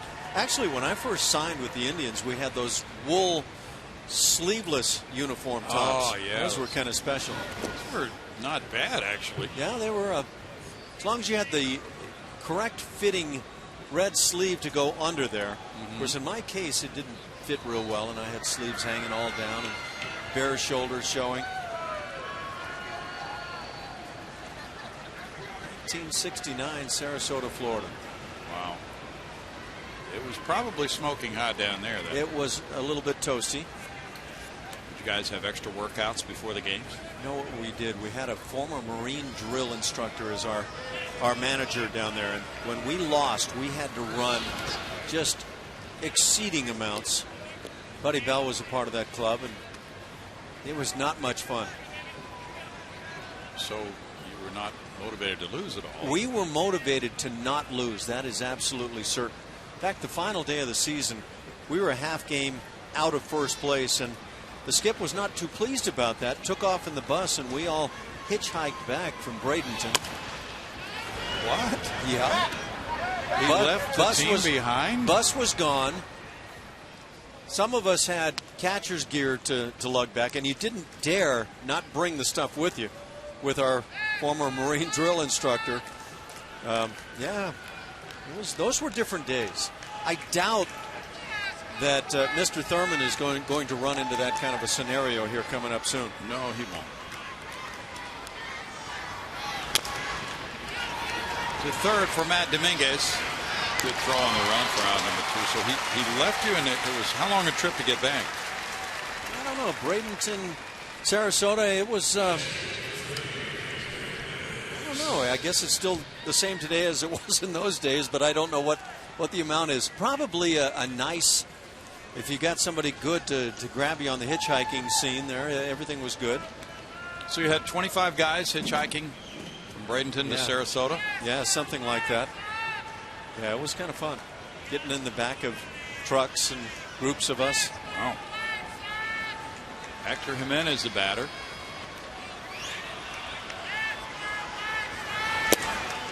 Occasionally you might get lucky and have a hay wagon come along, so 8 or 9 of you could crawl aboard that thing, but that probably wasn't the case. As Oscar Gamble used to say, that's when baseball was baseball.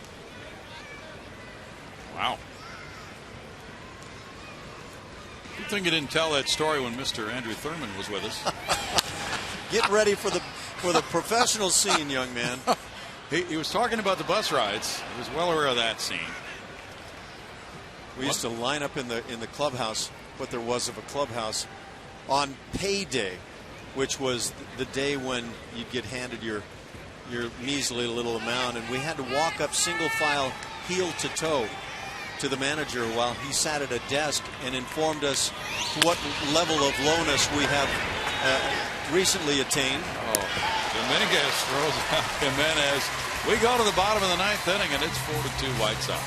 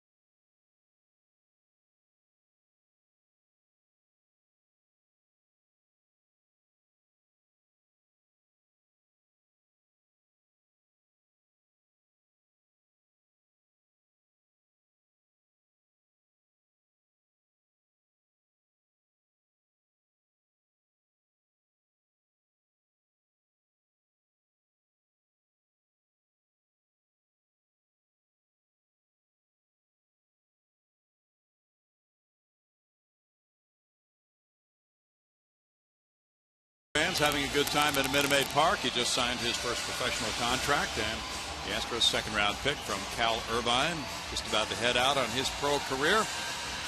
Meanwhile, he's about to watch the bottom of the ninth inning, and Robin Ventura is trying to win a ball game by making some defensive changes, moving Alejandro De Aza from center field to left field, bringing in Jordan Danks to play center field, and also going with the closer Addison Reed.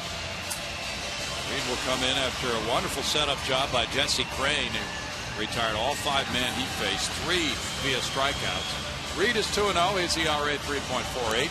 He's 19 for 21 in saves. Opposition hitters hitting just .207, and the left-handers against this right-hander, a .185. So he has been a tough arm out of the back end of that bullpen for Chicago.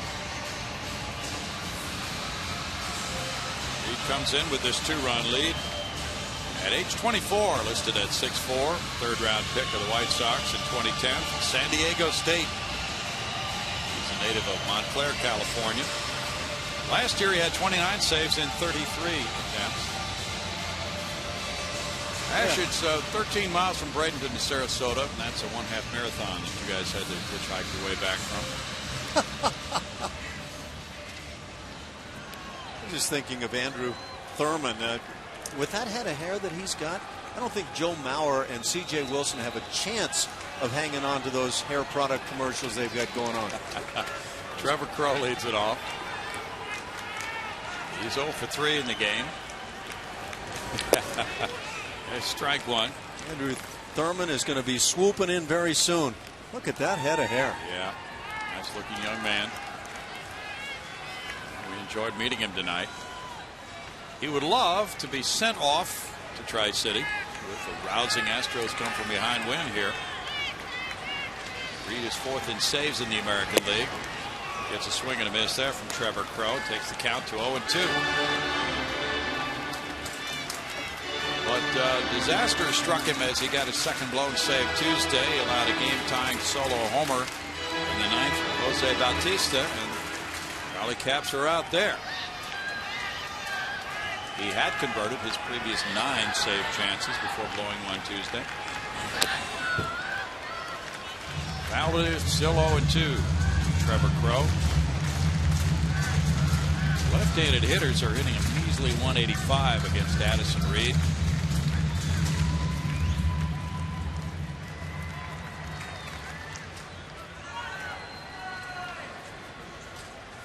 Adam Dunn not too far off the line at first base.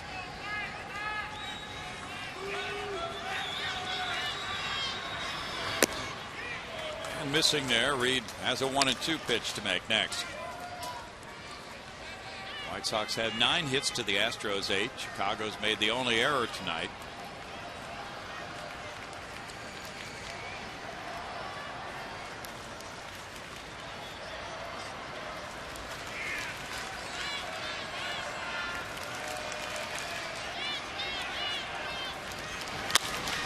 In the air to center, and Danks is measuring it.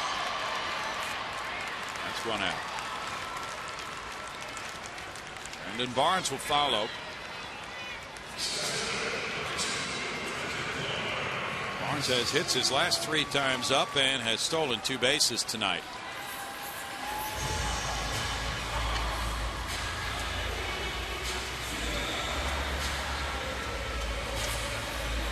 Addison Reed got a rare win in a strange way in that 16-inning game at Seattle June 5th. He gave up 5 runs in 3 innings, including a grand slam to Kyle Seager, but was the winner. Ball 1 to Barnes. Astros top 3 hits or spots in the order tonight with 7 of the hits. 7 of 8, so the only other one picked up by Ronnie Cedeno.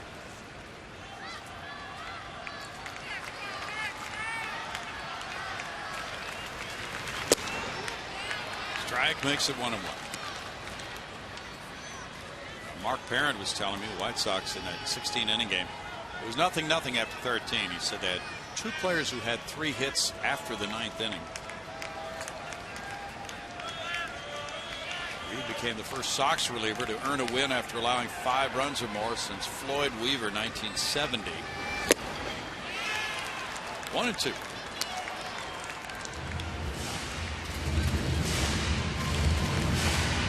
Astros trying to rescue this one and make it their 5th consecutive win. They have won 3 one-run games in a row in this series. Had a 2-0 lead going to the 6th. The Sox got 4. In the air, and a lazy foul ball goes back into the seats. Jose Altuve is on deck.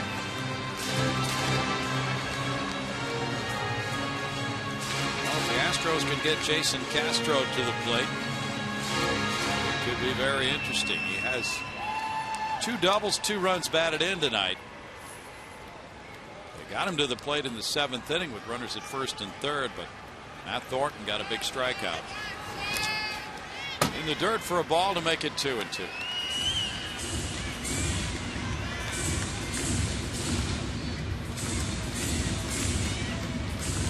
White Sox 4, Astros 2 in the 9th.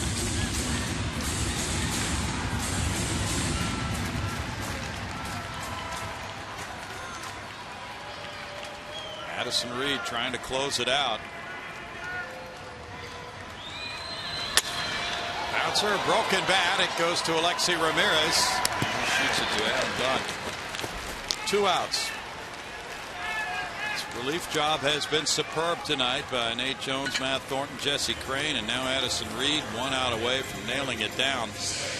Jones would be the winning pitcher. The starter Quintana went 4 2/3, giving up 2 runs. Jose Altuve has 2 of the Astros' 8 hits. He's 2 for 4. Has a stolen base, has scored a run tonight. Jason Castro's on deck. So how does Altuve approach this? Is this take a strike time, which I imagine is the case, or is it jump on something and see if you can hang it out a 3rd hit on the night? Well, fair question. He takes a strike. Looked like he was taken all the way. His mission obviously is to prolong this game, get Castro to the plate. Castro with 2 homers in the last 2 games and a pair of run-producing doubles tonight. Would be representing the potential tying run if Altuve got on. He looks at a ball, and it's 1-1.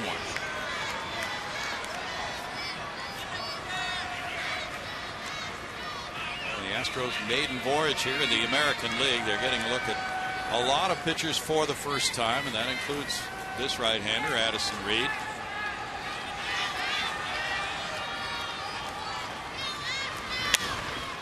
Foul away, 1-2. So it's hard to feel that as a hitter, there's that much of a feeling of confidence facing a closer for the first time, especially one who throws hard and has had good success this year. I think you rely on teammates who may have seen a guy. You rely on scouting reports that tell you as much as possible, but usually having your own eyes on a guy is really the bottom line for needs.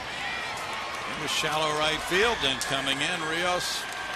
And the White Sox have won it, coming up with 4 in the 6th inning, and then getting the airtight relief work from Jones, Thornton, Crane, and Reed. Robin Ventura's club snapping a 4-game losing streak, going on to Minnesota by rescuing the final game of this 4-game series.